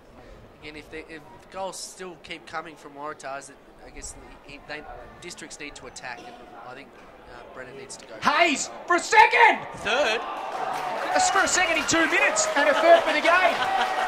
Hayes has back-to-back goals. Waratahs extend their margin, and I'll tell you what, Bradley Stewart, this is a big performance from Waratahs, and it's going to be difficult for Southern Districts to get back into the game. Very much so, DK. And Travis Hayes, isn't he having a little bit of a purple patch? He's had a very solid game in the midfield and up forward for Waratah there, and yeah, he seems to be again another one of those players that you don't usually associate with, I guess, popping up, and again, no disrespect, but that just comes down to the way the Waratahs have played today's game. Those mid-range players seem to be popping up and doing all the things that need to be done to win the game. Marsh won it down to McEwen, who kicked it to Dingo at half-back. Now the Crocs try to switch laterally. The kicker in turn comes out to Dean Staunton. Staunton goes back inboard, finds Cannard. He's a player that also needs to give them a spark. McLaughlin's on in the centre of the ground. They have the numbers. It clears him, and now the lead comes there from Ogden. He couldn't take the mark. Heenan did some good work at ground level. Sweeping handball over the top two anchors. Takes on Jep. Takes a bounce, then kicks inside 50. Harder is the target. Can he take the mark? No, can't at the fall of the ball. Is Dingo. Hands out the back, and Southern Districts have breathing room. Do they? Do they? Almost dispossessed there is Fiddick. The ball comes out towards half forward for Waratahs. Heenan tries to bullock his way through. Brennan is at ground level. Heenan's down. Tapped it out to Richard Tamlin. Will keep a progress on that. And now Dean Staunton with a set kick and some time to look up and find some options. He goes to the playmaker in Tambling. Takes on anchors and does well to get onto that right foot. Spearing pass in towards half forward. Farah couldn't get down to it. Sleeth tries to dispossess his opponent. The ball comes inside 50. Taylor gathers, turns onto his left, then turns around. Can he kick a magical goal? No, umpire said it was already out of bounds. Shattered. Shattering. How shattering? I'm going to have a chip, Brad. Well, DK feeds himself, and yeah, Troy Taylor, he can pull off some magic there, and I think just Russ can just give him the license, let him do what he wants, open up the forward line, get it in there nice and fast to Troy Taylor, and let him weave his magic. Here's Aaron Wasley-Black, the oxymoron. Gets a quick kick away towards centre wing. The big ruckman in a duel. Jep overran it. Marsh waited at the back. He got it onto Farrell. Look at the size difference there. Jep chasing Farrell, who got it in turn to his teammate and previous goal kicker of the last two goals in Travis Hayes. Now Farrell has a chance to put it inside 50. No one home. Dingo. Without him, they would have conceded even more goals this quarter. He's been good. He's been a McGinniskin. He crunched harder. The ball came out towards Godden. He goes to the short option here, and it was Davin Hall. Couldn't quite hit the target there as Heenan comes from the ground. Yeah, Patrick Heenan met solidly there in the mid, just at centre forward there by Jared Brennan. No malice in it. It was just solid, good, hard football, and Paddy Heenan coming off very sore and sorry. Ball back into play. Jep didn't quite get a hand on it. Back of the pack, here's Cox, couldn't quite gather. Tries to follow up his own work. He's at ground level, knocks it out. Marsh off the ground, kicks it towards Davin Hall. He picks up, tries to turn round onto his right, almost loses his footing, and Jared Brennan intercepts. He goes backwards, then onto his left foot with a long kick out towards half back. No one able to take the mark. Cox once again gets it to Hayes. Purple patch for him. Goes in turn to Jimmy Ray. He's right on the 50. Runs inside 50. Kick on its way. Not a good one. He was in two minds. And the umpires paid the mark to Dingo. Very lucky, I reckon, that bounced. Oh, well, they've got to have some luck, Brad. Mosquito, watch this. Oh, Timmy. Timmy did well. He just marked in front of Zane Carter. The kick came out towards Hambu. Put it inside 50. Brennan tried to fly over the top barrel, waiting at the fall of the ball. Also there at the fall of the ball. There's a whistle, though. Advantage paid. Davin Hall as he kicked the goal. The boy from Nooka. Davin Hall kicks the goal from the advantage. And it's on here at TIO Stadium. The umpire's straight in there. Oh, wow. Waratahs are running all over the top of the Crocs. And they're getting another goal here. There's going to be a double goal, and Luke Harder will probably take the kick from the goal square. This is a travesty. You don't want to give double goals away. And listen to the Waratahs crowd get involved. Haven't heard them all season, but here they are today. Waratahs kick two. Something to cheer about. They're playing some fantastic footy, DK. They certainly are. This district side has been disappointing. You know, we all sort of expected some really big things from them, and they just haven't brought their A game today. I heard an interesting interview from Brenton Toy earlier in the day. He said they may have the better top six, but we reckon we've got the better bottom six. And I think that's a really pivotal comment moving into the final series. It's about who stands up, and you brought this up as well, Brad. It's about who stands up of the lesser players, not of those big guns, because if the big guns don't fire, your team gets brought down to earth. And at the moment, districts have been brought back down to earth in a big way. Here's Freddie Sleeth trying to crash his way through. Whedon ducked his way out of trouble, then dribbled it along the ground. Armour can't quite take it. Marsh is there at ground level. Now, Waratahs just able to gather possession. They're going to sort themselves out once again. The kick comes out towards centre wing. Anchors did well to turn his opponent. He's got time to look up and find the target. It's a beautiful kick. He finds Harder. He's looking for someone to run past. Oh, still, there's plenty on He's inside. got plenty of options here. He's going to wind up and have a shot at goal. Left foot kick. It's a big left to right. It's a big left to right. And it didn't drift quite enough. Even with the awkward chant there from Brad Stewart, it wasn't quite good enough. Just realised how really bad that sounded. Anyway. I was close to losing it there. Dane McGinniskin puts it out. Travis Hayes, the man of the moment, clears him. Tambling also cleared him. Ogden onto it. He's in hot pursuit there by that man, Timmy Mosquito. But this is a good transition. Taylor should take the mark. Couldn't quite. Comes off hands. Bugler looks outside and sees the option there in Smart and finds him. And Waratah's collected and calm in their back line once again. They'll sort things out. Great run by Jakey Farrell. Parry went over the top to that man Farrell, who went in turn to Abe Ankers. He probably got a push out. Didn't matter. Nicholas gathered. Ankers tried to turn his opponent. He did it successfully. He's going to be run down from behind. Great chase there coming from Simon O'Donnell, the man with a famous name. The ball comes out, however, to Nicholas once again. Plenty of numbers here. Harder was dispossessed. Brennan is at the bottom of the pack. He handballs it out. McGinniskin under pressure. Got a little kick outside. Can he find the boundary? Not quite.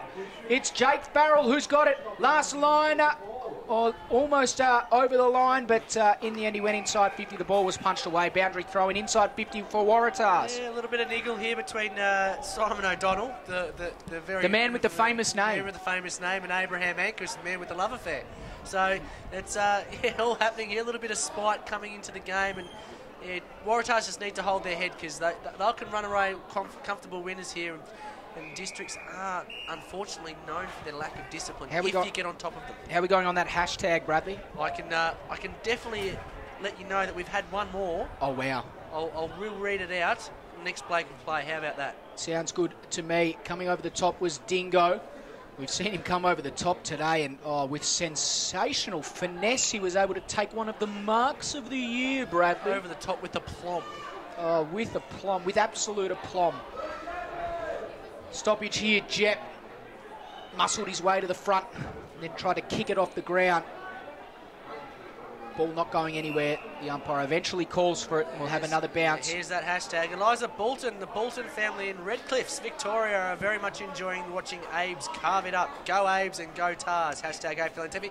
Abraham Ankers, how much are you paying for this? We are going to have to put a ban on Abe Ankers tweets soon. I think there's going to be a ban on them. You can't tweet AFLNTv and Abe Ankers in the same tweet now. Abe Ankers is trending. Is anyone else watching except Abe Ankers' extended family? That is the question. Oh, geez, a big smother there from Tambling.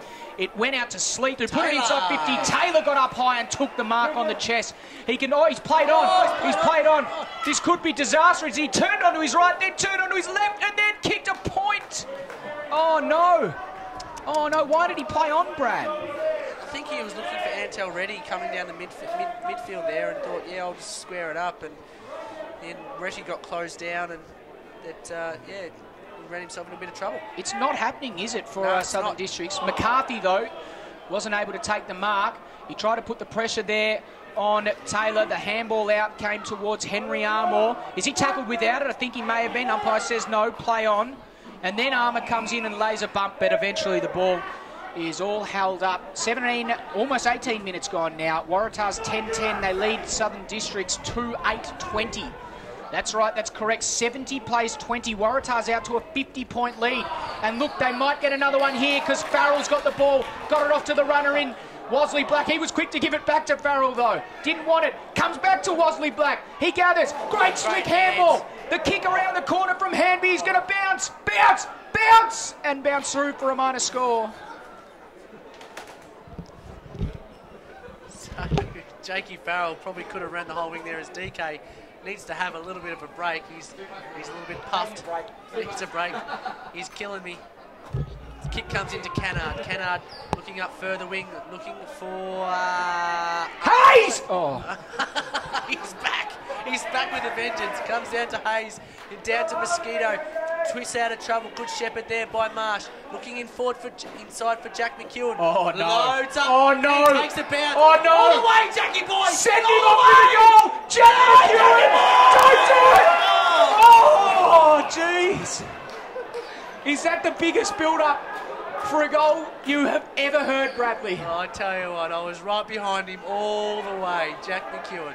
Oh, wow. Geez, we give him some curry, but he's had a really good game today, Jack McEwen. He has. It's been about one of their time. best. Been one of their best. Oh, that's going to be a free kick and possibly a report as well for time wasting. What's he done there? The ball was just kicked out of bounds. It was Henry Armour. Yeah, so it's a few of those little indisciplined acts coming in, creeping into the game, and that unfortunately districts are very notorious for. It's good to see Patrick Keenan I reckon coming I reckon you're selling them short. I don't think that they're notorious for it. I think that they've. Oh, I think so. I'm not going to be shying away from that comment. I'm disappointed with districts today, with their discipline, because I think that they're a better side than this, and that they're not showing anything today, which is really disappointing. Yeah, lacking a little bit of fight at the moment as Staunton runs the ball out. So Staunton, he kicks long. Willie Farah got up high. Couldn't quite complete the mark. Ball spills out. Frederick Sleeth. Here's A-Bankers, the love child of just about everyone on Twitter. Kicks around the corner, but Ben Dowell is in the way and takes a good mark. So Dowell turns inside. Beautiful kick. Nice pass. He finds Cannard. Heenan stands the mark. Good to see him back on the field. The two number sixes. Cannard kicks deep. Taylor the target. Taylor will get the free kick and should kick a goal advantage anyway. Advantage given. And the goal is kicked regardless. So Southern Districts with maybe a slight glimmer of hope there, Bradley, after kicking their third goal of the game. Yeah, they definitely need to jag the next one if they're going to have any chance in this game. I'm not quite sure who kicked that goal. Come on, Brad. Number 10. That's Lionel Ogden, of course. Lionel. So Ogden kicks the goal from the advantage after Taylor was infringed in the marking contest. And Southern Districts moved to 3-8-26. They still trail significantly, 10-11-71. You've got to throw just about everything at this game, Bradley. This is the elimination final. The winner will play Nightcliff next week, and the loser will be out. Roe Duggan got the clearance, kicked in the Antel Reddy direction. Reddy was ready for it, didn't quite take the mark. Oh, a big attempted kick off the ground there coming from Ogden, and the ball spills out of bounds. No, there's a free kick. There's a free kick for a trip. Ogden is open it up. Willie Farah's at the back. Willie Farah can't quite take it off hands. Bugler and Farah. Bugler did very well. Oh, beautiful tap out towards Mosquito. Ray comes to lay the shepherd. Dean Staunton also there. Eventually Ray got it out. And now, have a look at this. Nicholas has got a bit of time. He couldn't quite get back far enough, the big fella. Nicholas and Brennan. Brennan steps Nicholas and then kicks back from whence it came. He goes long towards Freddie Sleeth, who couldn't grasp it, and Timmy Mosquito is there to mop up on the last line of defence. He got it to Heenan, who sold his opponent into trouble and then kicked short in the Hamby direction. Hamby not quite able to get clean possession out, but Tars are good enough in the end. Stanley was dispossessed. Now Jimmy Ray goes in, but also there Roe Duggan. There's a free kick. He's gone in underneath and he's gone in underneath, and they've been playing it all year, which has been consistent. They've gone in, taken the legs out, he's ducked his head down. He's trying to say to the umpire, I'm guarding the ball, but as soon as you take the legs out from underneath the I think the 50 in this instance, and this is not rough. This is not a reflection on the umpire. I don't understand why we have an advantage rule that contradicts a 50-metre penalty rule like that. Because if you want the player to take the advantage, well then that's going to happen sometimes, because you can't expect the player to always have a look up for the umpire. It's a common sense thing. It's a common sense outcome, and unfortunately, just may not have just eluded the set umpire in this instance. He's one of our tweeters, mate. Let's just leave him alone. Here's Stanley. Have a look all alone. Oh, jeez. So very, very, very poor marking there from Districts in their back half. Southern Districts could not make things harder for themselves as Luke Harder takes the mark. Uncontested, inside their defensive 50, cardinal sin. Shannon Rusker would be pulling the limited hair that he has left out of his skull. Yes. And I guess they're going to cop a bit of a drubbing here at three-quarter time, I reckon. Just quietly. In comes Lucada. This to send the score to a magnificent score. In comes Harder as he oh no, he's ruined it. He's ruined it. 10-12 now, 72, 11, 77. Oh, shattered. That's just me thinking out aloud, everyone. On hashtag AFLNTv. Let us know your thoughts using the hashtag on Twitter on AFLNTv. Three-quarter time siren sounds. Joseph Bell looks on. Levi, our cameraman, doing a sensational job as always. As you can see, he's shaking his head now. And the score at three-quarter time. Waratah's in complete command here at TIO Stadium. 10-12-72. They lead Southern Districts 3-8-26 in what has been an absolute turn-up for the books. Brad Stewart never predicted it. No one in this stadium apparently predicted it except myself. That's what I know. That's why you're the doyen. That's why you're the doyen of AFLNTv. That's why I tipped Southern Districts in the paper yesterday. I tipped Districts by 7 points, but pleasantly surprised by this Waratahs lineup. Very disappointed for Districts at the moment. Bradley Stewart for his thoughts on this game so far. I think it comes down to, and as I've pointed it out time and time again tonight, it comes down to Districts. They've got the stars. They've got the stars that have a lot of expectation put on them week in, week out. The Tamblings, the Brennans, the Jerry Whedons, the Troy Taylors. But it's all those the guys in the mid-range and the lower levels that need to stand up to support these guys and give them a bit of backup. Because if those guys aren't firing, the rest of the team aren't firing. And it just seems as though that Waratahs, their mid-range and their lower-load players seem to be just stepping up and doing what's needed to be done. Travis Hayes, prime example. Jack McEwen, another prime example. Been fantastic tonight. And Sammy Godden, another young up-and-comer. He's only 17 years of age, but playing like a mature 20, 21-year-old in the game of football, and he seems to be just acquitting himself quite well. And they're playing right across the field. You probably couldn't fault anybody in their endeavour and their ability to play to the team structure in Waratahs. Brenton Toy's just rallied the troops quite well yet again in a perfect display of coaching. Well, Toys getting the job done in this game of football. An incredible performance from Waratahs. Big shout out to my main man, Adam Moot, who has just tweeted us at _Dave Kennedy. Give us a shout out, hashtag AFLNTv. Shout out for one of the legendary men behind the scenes here in NT Footy, getting the young people, the younger players prepared in his role as game development manager. A super bloke, and a big shout out to him who has just given us a tweet. The Moot, down from, where is he watching from? Bachelor. He'd be watching from Bachelor. Bachelor. From the Tidy Town winner from 2006, I think, as you drive in there. That's their... Tidy Town from 2006, their claim to fame. That's their claim to fame. Yeah, fantastic. Just down the road from the birthplace of Cadell Evans, Catherine. He's got a bit of John Butler about him, doesn't he, old Adam Moot? He's got intellect flowing out of those long dreads of his, and a big shout out to him. And the love affair's back, DK. What a great game it has been. Let's keep it up for one more quarter, Tars. Hashtag AFLNTv. Welcome back, Celine. Welcome back. Hashtag ABankers. Hashtag ABankers. Have we checked that?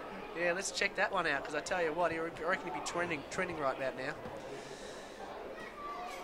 But yeah, it's been a big showing here from Waratah here at TIO Stadium in the first round of the finals, the Always Wear Your Seatbelts final series, brought to you by TIO and the NTFL.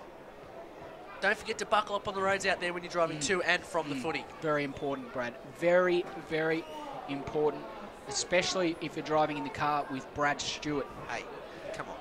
I'm not a bad driver. He's not a bad driver, but he does drive a female car. I drive a Prius, ladies and gentlemen. Family friendly, environmentally friendly, and I tell you what, it doesn't do anything for my image. Hashtag Brad Stewart. Hashtag Prius. Hashtag Prius. We're going to go straight. We're going to keep going through this three-quarter time break, of course. It looks like Waratahs will take on Nightcliff next week in an elimination final. Forget the St Mary's Wanderers game for now. What about that game? Waratahs Nightcliff. Massive game, and I just, going by the outs that Nightcliff potentially have in Kelm, Gilhouse. Brown had a bit of a niggle there. His elbow and his ribs were hurting towards the end of that game as well. I tell you what, once you take out those big men from Nightcliff, it makes it very, very hard. And Waratahs match up quite well against them, I think. Well, it's interesting because We talked about Waratahs having poor form going into this game. And Gray Morris, of course, from NT News, was the man that made me aware of the fact that to hang on, just settle down, have a look at the last two results, and realise that Waratahs have had 2 wins in their last 2 games, a comprehensive victory against Buffaloes and Tiwi. So maybe any form, or winning form is good form, isn't it, Brad? And that's why Gray tipped.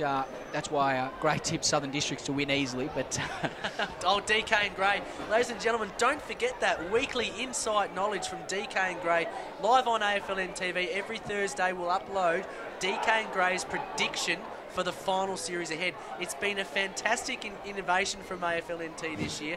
DK and Gray, the NT News doyen of sports writing in the territory, provide expert inside knowledge, and Gray Morris he's obviously been around footy for years and years up here, and he's got a little bit of knowledge about territory sport that not many else have. You described it as fantastic. I'm not sure that we'd use fantastic. I'd say maybe an interesting product of hashtag AFLNTv, but make sure you do have a look at some of those special news items that we've got. Obviously, a significant funding agreement reached the other day, which was great to see. Fantastic for territory footy. 800,000 over the next 2 years, thanks to the federal government, and that's again fantastic for territory footy moving forward. NT Thunder's player pathway being looked after, and continuing to strengthen the game in the territory is what we're looking forward to. As the Michael Long Centre gets built up over here to the left of us, it's fantastic to see that territory footy is going to continue to go from strength to strength with the great people, and also the necessary funding that we need to make this great game continue to thrive in the Northern Territory. NT Thunder, lucky recipients of more funding through the hard work and the dedication of their staff inside the Thunder. So congratulations to those guys, and it will shore up a lot of the resources and everything like that down in Central Australia, where a lot of you guys are watching from tonight as well. So that's fantastic to hear. As the umpire holds the ball aloft to start the third quarter, Tars looking to romp home in the final quarter of this game. Take it away, David. Well, the ball has spilt free from the initial ball up. We are underway here in the last quarter. It would take a monumental effort for the Crocodiles to come away with a win, but this wouldn't help their chances. Jimmy Ray comes through with a flying shot on goal, but fails to trouble the scorers on that occasion. Just getting a kick into the Michael Long Centre early on. First, underneath the trench digger over there. By looks first clearance and inside 50. What would you say if you were Coach Shannon Rusker at 3/4 time, Brett? Take the game on. Take it on. Play on at every opportunity. Let's run the ball. Let's get it out. Get it into the hands of our key prime movers. But just take the game on. Play with a bit of flair, a bit of excitement. They've got a lot of talent in there, and they can all play. It's just a matter of just getting in the hands of those prime movers as Ogden and McLaughlin gets the ball out. Yep. I've liked McLaughlin's game, actually. He's one Southern Districts player that I haven't seen too much of, but I've liked his game today. Godden puts it inside 50, though. And now Davin Hall has a chance. He's got not too much room to work with, and he just put it to the near side. Minus score for Waratahs. The first score of the last quarter of this elimination final. 10-13-73 Waratahs. They are well in control. 3-8-26 Southern Districts. Over Abe Anchors already. Isaac Anchors from Coober Petey. Oh, getting around the Tars, getting around the younger brother Abe's, watching from Coober Petey in remote SA. Cave living. Hashtag AFLNT. Hashtag Anchors TV. Hashtag Anchors TV. Unbelievable. Well done there, Isaac. Telstra worker from Coober Petey. There are many, many people dropping anchors everywhere around Australia at the moment. It is absolutely incredible. Anchors is trending on Twitter, and Abraham is at the forefront of his celebrityism, if that's a word. There he is. Jack McEwen gets a kick, and he kicks it forward, and a good mark. A very solid mark taken by Luke Harder. And just trying to see where Abe Anchors is. There's not too many people that he hasn't let know that he's playing. I think he's spoken to relatives that he maybe hasn't spoken to since his first few words during his existence. But it's absolutely amazing that anchors are popping up all around the country, from Cooper Beatty all the way to, where's the other places? Wagga Wagga. Wagga Wagga, wow. Red Cliffs. Red Cliffs. Alice Springs. Alice Springs, and obviously here in Marara. Reykjavik and Rotorua. From Reykjavik to Rotorua. Anyone internationally watching? Is anyone watching international? We had Stephen Motlop during his London visit. rehab recently watching over there. He's a very avid Muck fan, obviously with his brothers and cousins and the Motlop family playing with that group. Would have been watching today on YouTube, on ABC Grandstand YouTube, of course, as Wanderers comprehensively defeated Nightcliff. Both of these games probably expected to be a little bit closer. Certainly the first game was expected to be a lot closer, and I think this game was probably expected to be maybe this margin, but with the other team in front. Yeah, very much so. Obviously very skewed one way, both games, and we all thought that Nightcliff that were potentially going to make their, I guess, charge for their first flag in a number of years, but I think with their major outs, it's going to be to no avail at this point. Ball at half back. Southern Districts need a goal if they're any chance of coming back here. I doubt that we are going to see it, but anything's possible here on hashtag AFLNTv. I wouldn't have predicted that A Bankers would be trending at the start of the match, but there you go, he is. And now it's Antel ready with a chance to kick a goal from a 50-metre penalty. What was that for, Brad? Not quite sure. I'm not quite sure. Contact up the mark. We've just had first on AFLNTv, we've had a picture tweeted in. Unbelievable. Have a look at this. This is the Anchors crew watching from Alice Springs. Celine there in the middle. I think it's Jane Bolton and Abe's mum. We'll get a picture of us just after Antel Reddy kicks this goal, and we'll tweet you guys back in a sec. Antel Reddy kicks it behind. Oh, we might not have a chance. We're Abe Anchor's biggest fans watching the game.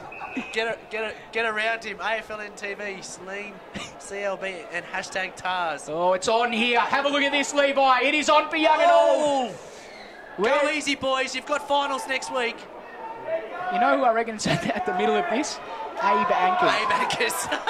Meantime, Farrell's got a panic. He's got a panic. Levi's got to focus on this, but play continues. Farrell's had 2 bounces. Farrell's had 3 bounces. Farrell nails the goal. All to no avail. The umpires have called time off. Oh no, the crowd cheers, but who knows what was going on. Oh yes, we're going to get unbelievable. You got Twitter?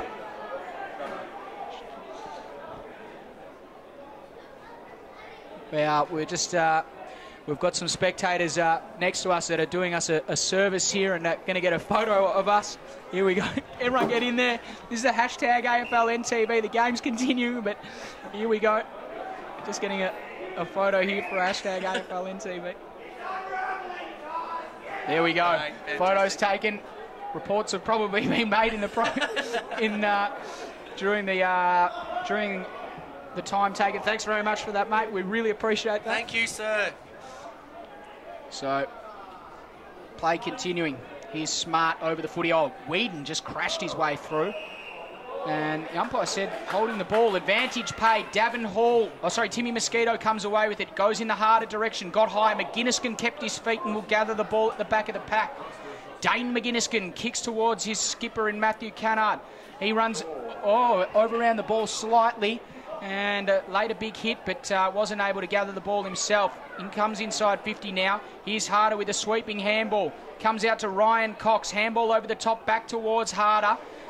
Parry's calling for it on the outer, not able to get it there, and Roe Duggan comes away with it and got it to Whedon. So now Southern Districts will go on the improve. His kick comes up towards Henry Armour, can't take it the first time, keeps the ball in front of him. Great contest there. Some beautiful work done by Hayden McDonald. Roe Duggan puts his body on the line, dives on the footy. In close attendance is Hayes. There's a free kick and a whistle coming off the ball. It's a high tackle, high contact, and the free kick will be given to Roe Duggan. So here's Roe Duggan. Hayes stands the mark. He's just about on centre wing. Finds the short option here in Jerick Whedon.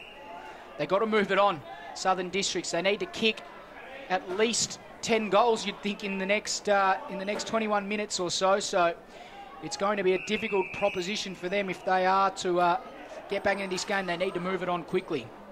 Ball spills out of bounds. Boundary throw in at half forward for Southern Districts. So back into play. Sleeth to contest the ruck work there. Nicholas was also in and amongst it for Waratahs. Numbers from both sides around the footy. The umpires found a free kick, and it is going Waratah's way. So Stanley went back to his release player there in Hanby, who wants to switch the ball. Good switch here from Waratahs. They need to push numbers across the ground. Farrell did just that and provided the option, and then he turned his opponent, then he turned another bloke. Oh, some beautiful play there from Jake Farrell. The kick came inside towards Timmy Mosquito. He's running backwards, taking a bounce. Good Shepherd coming there to prevent Whedon from getting into the contest. Mosquito was taken high after he disposed. Umpire didn't see it. Davin Hall just did a little chip in front of himself, then regathered the ball, got it to Ray, looked at Smart, banged the handball to him, then went to Smart. The handball didn't reach him on the full. Almost got there on the bounce. Jeez, good hit. Brad Stewart made a big, loud noise. Play continued. Handball came out towards that man in Hayes, who got it onto Farrell. It's deja vu as Farrell runs into goal and misses everything. Not deja vu at all, because he kicked the other one. Out of bounds on the full. Out of bounds on the full. So McGuinnesskin puts it back into play. Districts need 10 quick goals. Ball transferred across play. Here's Simon O'Donnell, the man with the famous name. Kicks forward towards centre wing. Matthew Cannard can't gather. Here's Timmy Mosquito. He goes backwards and inboard to Godden. Godden goes onto his left foot and finds Abe Ankers, the celebrity. Ankers puts it inside 50, and a good mark is taken. He found the player, and that man for Waratahs was Ryan Cox, number 15. And it was a good transitional play there from Waratahs. Yeah, good transitional play. And the beautiful left foot from Sammy Godden to spot up Ankers, and then Ankers likewise into Ryan Cox. So fantastic footy there from Waratahs. Very well done, and Ryan Cox to finish off the good work. Ryan Cox comes in right to left. Has it got the accuracy? Not quite. So minor score. 10-14-74. Waratahs lead Southern Districts 3-9-27 in what's been a little bit of an upset. Brendan takes the kick in, goes short to McLaughlin. If you do want to see our ugly faces, we just did post a photo up thanks to our guys in the corporate box next door. Super work from them. We're going to have a beer with them after. We will. Looking forward to it as well. It's been a long day. Yeah, Wasley Black, great spoil. Wasley Black just put his body on the line and spoiled Keegan Dingo's marking attempt. The ball spilled out of bounds in the process. We'll have a boundary throw in just about as close to centre wing as humanly possible. Very much so. Ball back into play. Parry and Jep. Parry won it down only as far as Antel Reddy. Got it off to Dean Staunton. Was met solidly by Heenan. Got his kick away. Farah! Umpire pays the mark. There we go, it's paid marks. Oh, what a mark, and that could be 50 as well. Farah got up very high and took the mark on the chest. A beautiful effort from him. Now he kicks to the top of the square. Can we see another mark here from Taylor? Couldn't quite. Ball spilt to the bottom of the pack, and Waratahs have numbers. Oh, big hit there coming on Parry. Play continues though. And then in the end, the umpire says that McDonald was in fringe, and it's going to be a 50-metre penalty as well for late contact. Parry saw. Rest him. Get Parry off the ground. Get him off. Get him off. Put him in cotton wool. Put him in cotton wool, but he's been very... You're repeating it? He's been very, very good today. Parry, he's been sensational for Waratahs, shouldering a lot of the ruck duties. I think time now for Toys, or Brenton Toy, to give the guys... Oh, here we go. Davin Hall, one way, then the other, then on the left foot, if you don't mind. The point from Rooker. That's Ryan's friend, Davin Hall, with a good left foot goal there. Come on, Ryan, I know you're watching. Tweet in, buddy, tweet in. Give us something. Just turned his opponent, kicked a beautiful goal, and Waratahs extend the margin, getting close to the infamous 11-16, Bradley, 11-14-80. 3-9-27 Southern Districts, and they're going to be presented with their Mad Monday this coming Monday, as opposed to maybe sometime down the track when they had planned for it. Yeah, exactly right. I think it's unfortunately a little bit of a disappointing end to the Shannon Ruskers season, which promised so much at the start of the season when they were... Oh, Abraham, yet again. Come on, let's see if Jack McEwen can kick a goal. He's in and amongst it there, but We'd love getting him in to the kick way. a goal, wouldn't we? We'd love him to kick Cape a goal. and Morris. The good news is we'll probably have this game, the next game for coverage, hopefully. The Nightcliff Waratahs game. All entirely dependent on ABC Radio's broadcasting schedule, but if they are taking the cricket yet again, which may happen next weekend from South Africa, which means we will get this game next week live on AFLNTv. Dean Staunton with a high ball. Taylor! This time he takes the mark. Troy Taylor has taken a screamer in the goal square. Right, that time limit down, 13 minutes 19 in the fourth quarter. And he will go back and provide, hopefully, the Crocs fans with a goal for their side. In comes Taylor, kick on its way, no mistakes there. Taylor kicks the goal, beautiful mark and goal combination. Starved of opportunity, Troy Taylor today. Obviously, not as much service as he would have liked with the when you've got guys like Tambling in the midfield, and Matty Cannard's been extremely quiet, who hasn't really... He has. Been extremely quiet. I don't know what you're laughing about. I don't know what I've said wrong. No, nothing. I was laughing at how ridiculously over the top that call was. Anyway, back to being serious. Troy Taylor being starved of opportunity up forward because he hasn't got the service that he'd like to out of Cannard. And Dean Staunton probably playing semi-fit, I would think, as the boy from Bush. Dean Staunton. Who are you talking about? Play on. I have no idea. The boy from the bush, Dean Staunton. Well, they're from out rural, aren't they? I think most of the side is, Brad. That's why they're called Southern Districts. Thanks. And the umpire's going to call for the ball. A bounce at centre forward. How's our Twitter account going? We're still trending? No, we're not trending. Come on, everyone. Come on. Send us. I wish Joey Bell would do something. Oh, Joey Bell. Why talk when you can tweet, mate? Ball up towards the middle of the ground. Cox in a battle there. Morris tried to flick it out the back, and then Cox was good enough to gather the ball. He got it to Marsh there in the end. Handballed off. Here's Ray. Feigned one opponent, then a second, then put it inside 50. Harders at the back. He's a left footer. Can he get a boot on it? Oh, no, the ball spilled out of bounds before he got boot on ball. So, boundary throw in.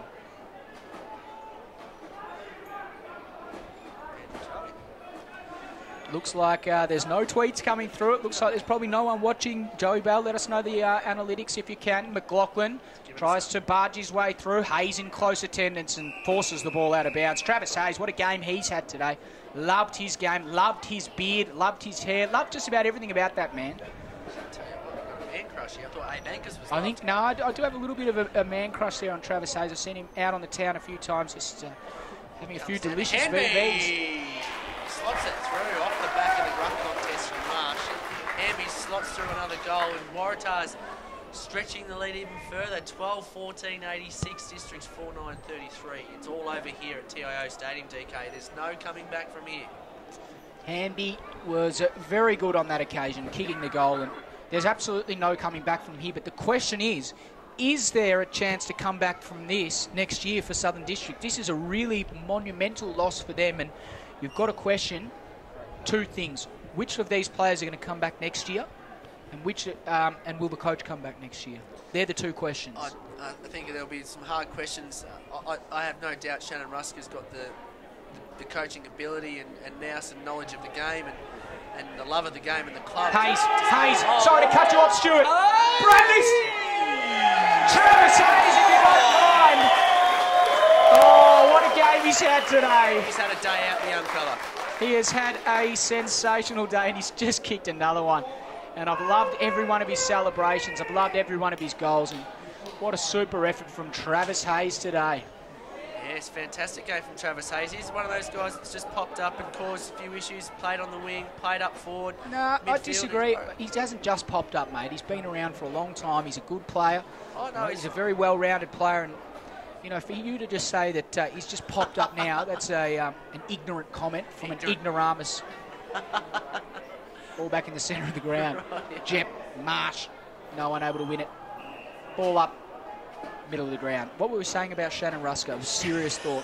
Serious thought. Shannon Ruska, I think he'll definitely want the job. It's whether the committee and obviously the rest of the crew at Southern Districts want him back. I think I don't think that they would have any doubt in reappointing him. In terms of playing group and getting those guys back, I think if Shannon's coaching again, you would see majority of these guys back in. I don't think they have any ill feeling towards him, and I think he's got the trust of the playing group. I just think they just may need to work a little bit harder with those guys at that lower echelon, in the lower half of the club that have obviously may not have not failed them tonight, but haven't stood up when they need when the timing needs, as with finals footy. Ball at half forward for Southern Districts. Getting a handball there was Zane Carter. A good young player. He's been sensational this year. Zane really come of age as a key player in their lineup. Young Zane Carter, only a 17 or 16 or 17-year-old himself. Meantime, Davin Hall won the ball out the back, got it out to Hanby.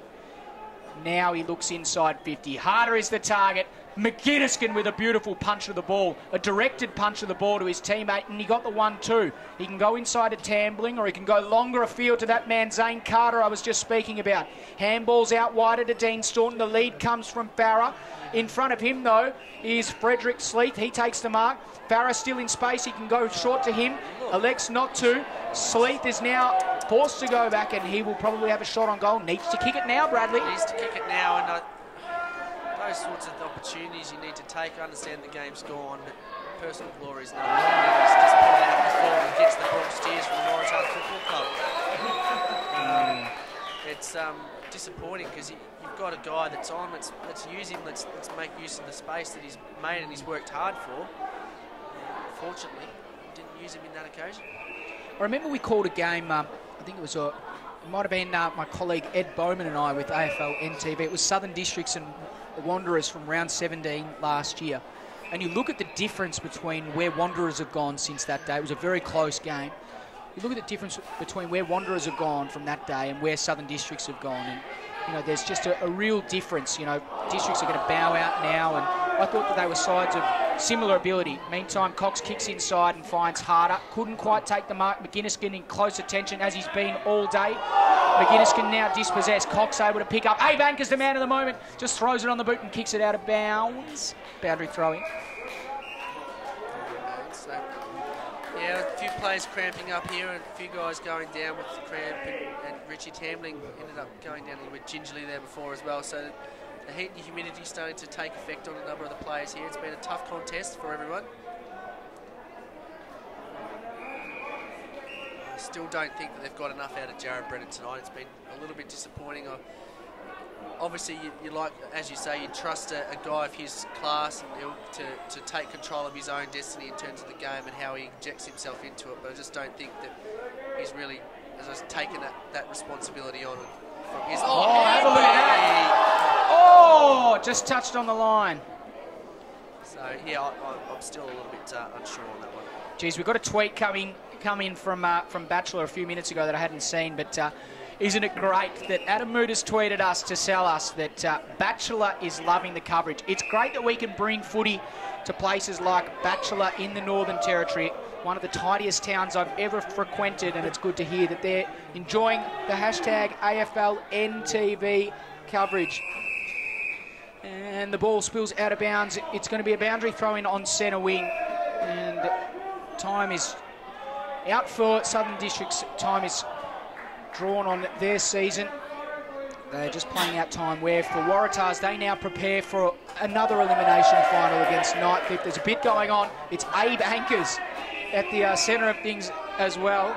And Nathan Roach also there, the emergency umpire, going out to that pair, but they're not going, oh, Roach, oh! There's a little bit of, Abe giving him a little bit of a clap. How about that, Central Australia? Oh, geez. Oh, my God. It's all right when you're in front, I guess. Abe Anchors. He's stolen the show today on hashtag AFLNTv. Jeff, I know you're watching. Does he get that from you? I'll tell you what, I'll tell you one person who'll be very happy about that, and that's Jack McEwen, because he's gone well and truly under the radar tonight. And well and truly. He's definitely got caught off lightly tonight, hasn't he? That's because we got absolutely caught off guard by the celebrity that is Abe Anchors. Meantime, the ball kicked inside. Willie Farrer's taken the mark. We got anchorised. We got anchorised. So Willie Farah, he's got the, he can definitely kick this goal. There's someone waiting out the back for it, doesn't go to that option. But Willie Farah has a chance. Can't be far from the last kick of the game. Oh, he kicks inboard. It's a good kick. Finds a target. It's Dean Staunton. And he'll kick after the siren. The result of this kick, irrelevant in the scheme of things. Southern Districts will be eliminated. We'll keep a progress of this kick after the siren. Staunton comes in, left knee heavily bandaged, kicks the goal from set shot, and it is irrelevant in the scheme of things, as I said. Southern Districts, they moved to 5-9-39, but they've been comprehensively outplayed tonight by a Waratah side that took everyone by surprise. 13-15-93, the winning score for them. As I said, they defeat Southern Districts 5-9-39 here at TIO Stadium. They will play Nightcliff next Saturday in another elimination final. Brenton Toy, what a great coaching effort from him to have this side prepared structurally and ready to defeat Southern Districts in this game today. But for his thoughts on the game, our expert commentator with hashtag AFLNTv, it could be for the last time this year, pending ABC. Mr. Brad Stewart. Yeah, Brenton Toy just getting a few handshakes there from the powers that be. Lee Jennings, the president of the Waratah Football Club. A fantastic coaching performance, first and foremost, from himself. Very well studied up on the game, studies up on his opposition very, very well, and he just knows how to get the best out of his team when it counts the most. So I think Brenton Toy needs to be congratulated first and foremost on that front. In terms of the players from Waratahs, like we mentioned, I think Travis Hayes has to take his hat off for 4 goals. Stood up for his team tonight when it counted most, and then you add into the likes of Sammy Goddins, Jack McEwen, who popped up, probably went a little bit quiet in the back half of that quarter, so fitness query young Jack, we might have to give him a little bit of a rev up on Monday. The big fella in the ruck, Craig Parry, did a fantastic job in the ruck alongside Marsh and Nicholas as well, who shouldered a little bit of responsibility there. But an all-round good performance from Waratahs. It wasn't like whilst Hayes stood out and a couple of those guys stood out, I think it was a very even performance across their whole team. Talk about the coaching performance from Brenton Toy. You know what I liked in particular was the way that he attacked this game with speed. Okay, he could be forgiven for putting some of the other players in, some of the players with more experience, but he put Davin Hall in there. He put Jake Farrell in for a final. He probably would have put Harley in. I think Harley may have played Division 1 this morning, but he put Timmy Mosquito in, and they ran rings around Southern Districts. When they got the ball over the top, there was a number of times where they just had the pace. When they switched the ball, they had the pace coming across the ground, and I think pace was, in the end, the difference, because if you look at the Southern Districts forward line, with the likes of Jared Brennan when he was playing in there, and you also look at Troy Taylor, you could have thrown Damien Cupido in there. To have that type of forward line, that calibre of forward line defeated by a small forward line that includes blokes like Travis Hayes, who's not tall by any means, Davin Hall, and you wouldn't put him Jake down as Farrell, a noted goal kicker either, really. And then Timmy Mosquito with that run off half back. Yep. It's an amazing coaching performance. I think that Brenton Toy hit the nail on the head when he suggested that finals footy is about your bottom 6 players as opposed to your top 6. If you can stem the flow from the top 6, okay, you give yourself a really good chance if your bottom 6 are stable, and they were. I think that when we look at the Southern Districts lineup, they didn't have a hero up forward. They didn't have a hero up forward. Troy Taylor was starved of opportunities today. They didn't move the ball in with pace. They were constantly under pressure after losing the clearances in the middle of the ground because of blokes like Parry, blokes like Nicholas winning those taps, as you said, and they just weren't good enough on the day, were they, Brad? And I think if the cameraman can just swing it around over to Shannon Rusker, I think he'd be pleading with his group to stick together. I reckon you'd almost have tears in his eyes, because it's the second year in a row that this has happened to Southern Districts. Southern Districts in the last 2 years, out in straight sets yet again, and as you say, the forward line just, unfortunately, whilst I don't think they needed Cupido up there, I just think that I think they lacked a lot of drive out of the midfield, and a lot of drive and opportunity to their forwards who have kicked winning scores all year. They just weren't able to get it in there frequently enough, and giving their forwards that best opportunity to kick a winning score. They did end up having around about 12 to 14 scoring shots for the game. So it wasn't an overly bad performance, but I think they still needed a lot more service and quality service to their forwards. The ball wasn't coming in lace out all the time, was kicked up high, which gave the opportunity for your buglers and chaplains to come over the top and score the ball. So it wasn't clean delivery like they've had in the past.